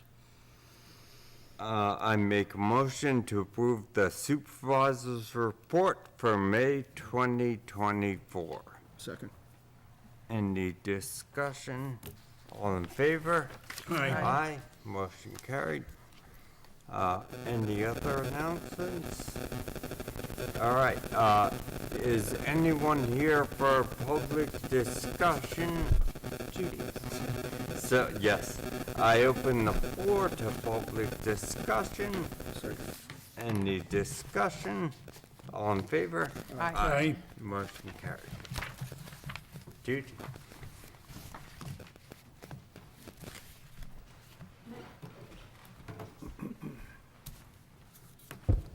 Judy Maelstrom, Browns Pond Road.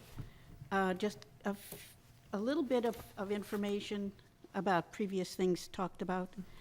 LLCs doesn't mean they're commercials. And commercial property is valued less than residential. So if you make the LLCs or whatever, commercials, they're gonna be less valued. And It's gonna that be is, what, I'm sorry? Less valued. their assessments will be lower to Than Lynn's point residential. earlier. Right, so we keep them at residential. And we do not look at the names of the persons to decide how much the property is worth. We have a lot of other things to, Well, and I think people need to, most of it's done using algorithms, it's done using math and then checked. So it's, Right. no one's looking at who it is. So and it's not Rebuilding picking on America- residents, it's the law, is what you're saying. right, that's right. Yeah. Right. Rebuilding America is a great program. So anybody who's interested in that, they really should do it. And the other thing about single residents, Shrek is very much opposed to this sort of thing because people who aren't residents tend to leave their garbage cans at the end of the road, which we're having an awful lot of trouble with, dealing with. We don't know how to handle that. They're out there well after being picked up, and sometimes it's from weekend to weekend. So we're not quite sure how to handle that, but a lot of it is because of, renters, perhaps. And, well, now I'm going to sign in as a zero waste director. And Zero Waste Duchess is a program that has two purposes. One is to close the incinerator, and the other is to establish zero waste programs. There's other groups working on this, Sierra Club, Mothers Out Front.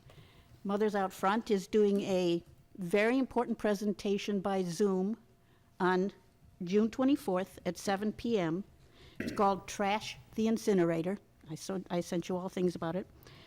You have to sign up first, but I've seen it. It's a very, very good program to watch. If you ever thought about the incinerator or not thought about it, it's a really good one too. They've done a great job. So I would check it out, but you do have to sign up. And I also would like to say that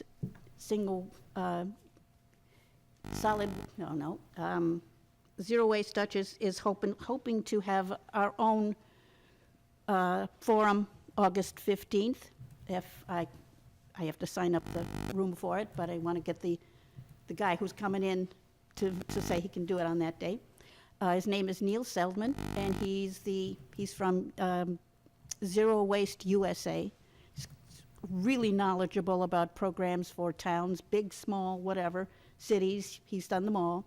He's now working in Warren County, which is just up the road from us. And he's on his way home to New Jersey, and he's willing to stop here and do a forum for us. So it's plenty of time for me to organize it. I hope we get more people. Even I'm going to tell all the people in Northern Dutchess so that we get other towns involved here too. But I think it would be a really great program. Judy, see me for information. We'll do a MailChimp for you. We'll put it out to the Okay, community. great, perfect. That's it. Any questions? Yeah, one. I want to ask the obvious, because I started reading some of this. If we don't burn the garbage, What do we do with it? what do we do with it?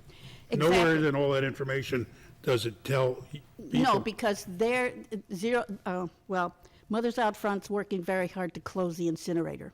Yeah, Zero Waste Duchess is very concerned with how we handle that situation, that garbage. The problem is we have stopped looking at the trash as a resource. And there are vendors who want all of this stuff. They're selling the cardboard, they are selling the paper. They're probably selling recyclable plastics. We could sell that as a town and get the money for that. There are vendors who will come down, and there's so many ways of doing this that, and Neil will tell us, that is working towns all over the United States, and it's how we handle it. There is a certain amount, there's 41% of compostables that take up the garbage now. And so we take that out, and we got what's left. So what do we do with what's left? Well, that's it. We separate it. Okay, That's the whole point. We separate everything. And once we do that, we sell it to the various vendors who want it. I know what we were told, that there weren't any vendors. It's closed up. Nobody, well, that might have been a thing 20 years ago, but now there are vendors. okay, So that's what we need to do. good, thank you. Yep. Thanks, Judy. Thanks, Judy. Anything else? You going to come back to the next task force? Yes. The Climate Smart meeting? Yes, Okay. that was the other thing. Yes. I was thrilled to find out that doing a zero waste project gets us points. Yes, They yes. get points Right. for getting a bronze status, Certification. and that will be great. Yeah, I think too, we're close to bronze, We're very close. but Yeah. after that is silver. But that's right, that's exactly what Joe said. He said, well, there's no reason why we can't go beyond. Can just keep going. Right, right. So- And if, I'm pretty sure that you have to have these programs in place before you get the points, maybe. I'm not sure. Yeah. But some of them are very simple. We can certainly get a cardboard container again, maybe. Lock it up, have it only available on the weekends. There are all sorts of things that can be done, we just have to start doing them. And I will say this, that once, the big problem with plastic is that a lot of it is not being recycled. It's being burned. That means that it's broken down into chemicals and it's going into, the atmosphere. We are within 200 miles of the incinerator. And that's in the zone.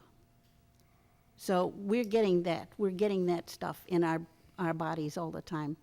All these chemicals that are being broken down, 15 chemicals to make one plastic bag.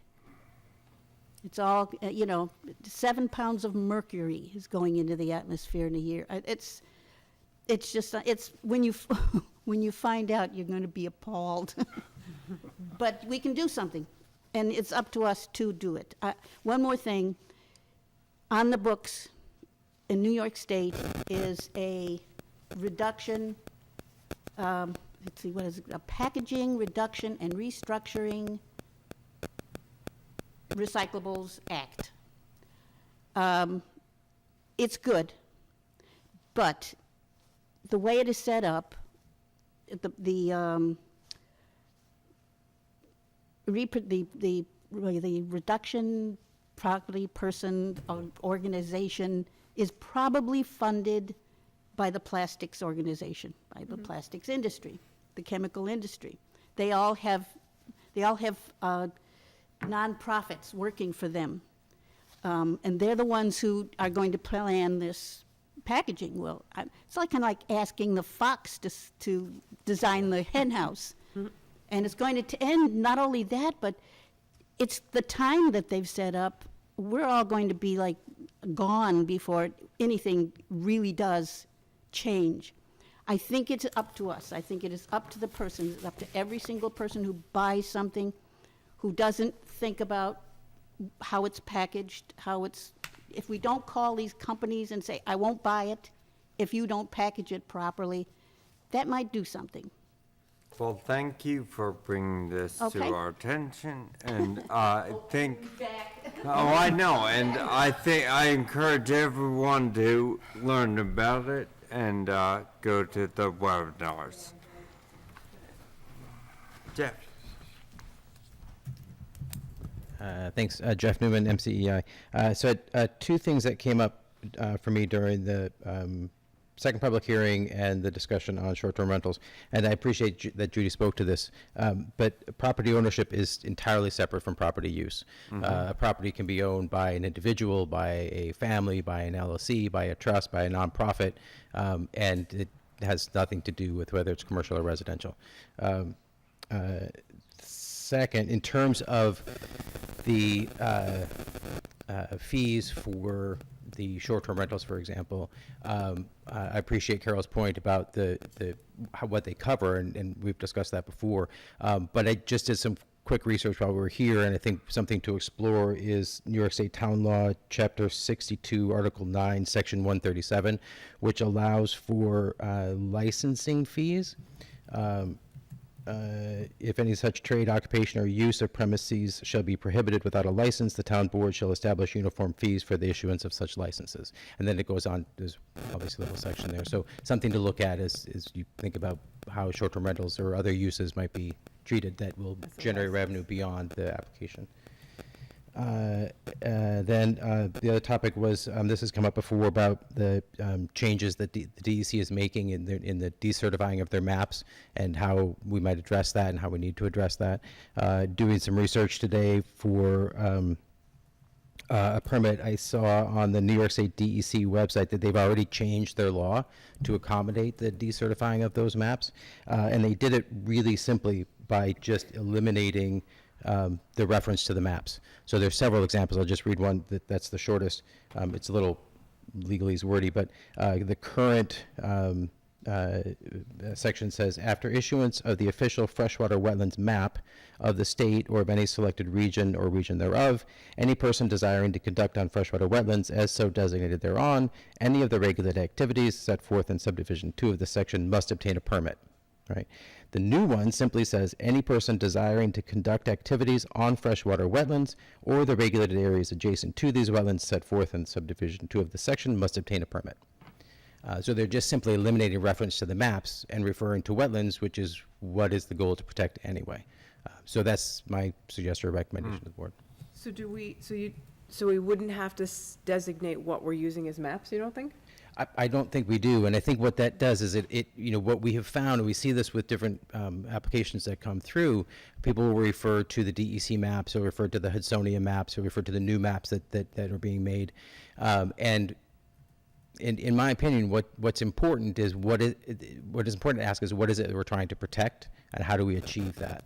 And if having the wetlands delineated by a biologist or a certified professional in New York State is the way to do that, then the maps become unnecessary. Because the wetlands actually defined by soil types and plants that are growing, not by the presence of water or the location on a map. And they change, right? So I think we just need to look at what is it we're trying to protect. Right. I worry that, does that mean that well, you look anyway, I guess. Yeah, there still has to be this. So right now the process is when an application comes in and it gets reviewed by our office, the maps are useful in giving us like some indication of how close is it. If it's clearly 1,000 feet from anything that might be a wetland, then we know we can avoid that whole wetland application and permitting process. If it's close, then the planning board is probably going to require that. Right, so the maps are helpful in that regard. Right, and then someone goes and looks anyway, so it's, okay. Yeah. That's certainly a simple answer. Yeah. That's good. Okay, thanks. Thank you, Thank Jeff. you.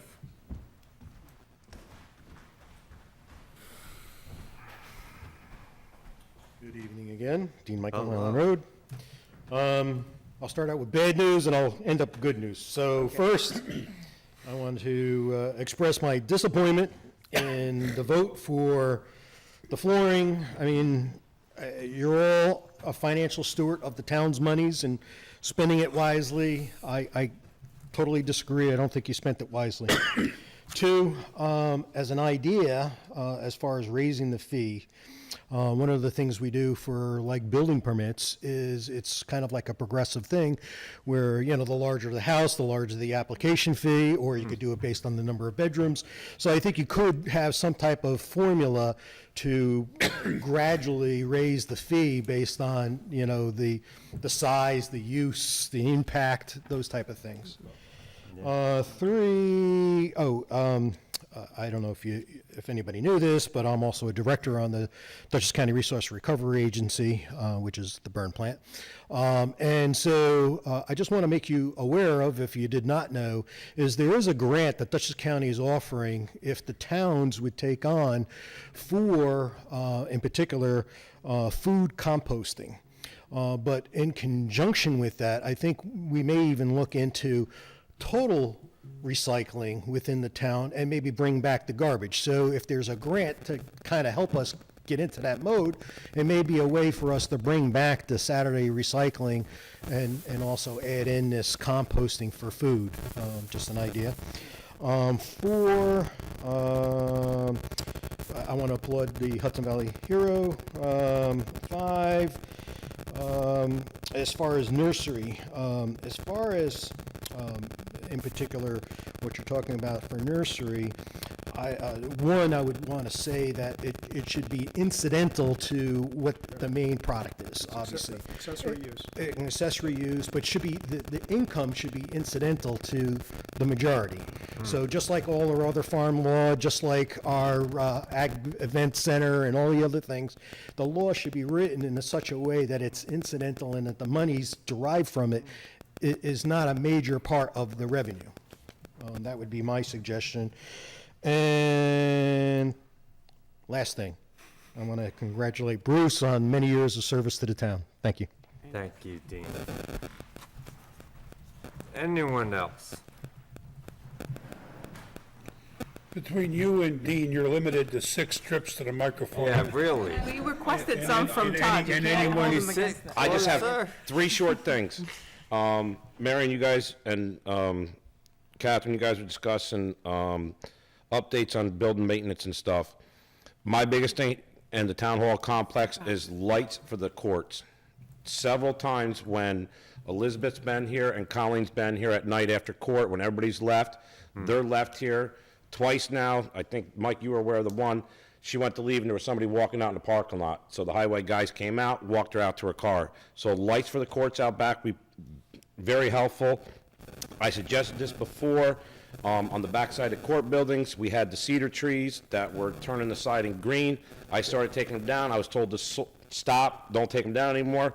My thoughts on that was if we take those cedar trees down, we can build 4 parking spots, 2 for the town clerks, 2 for the justices, with the back lights, with a camera, so this way they can come in and out of that back door safely.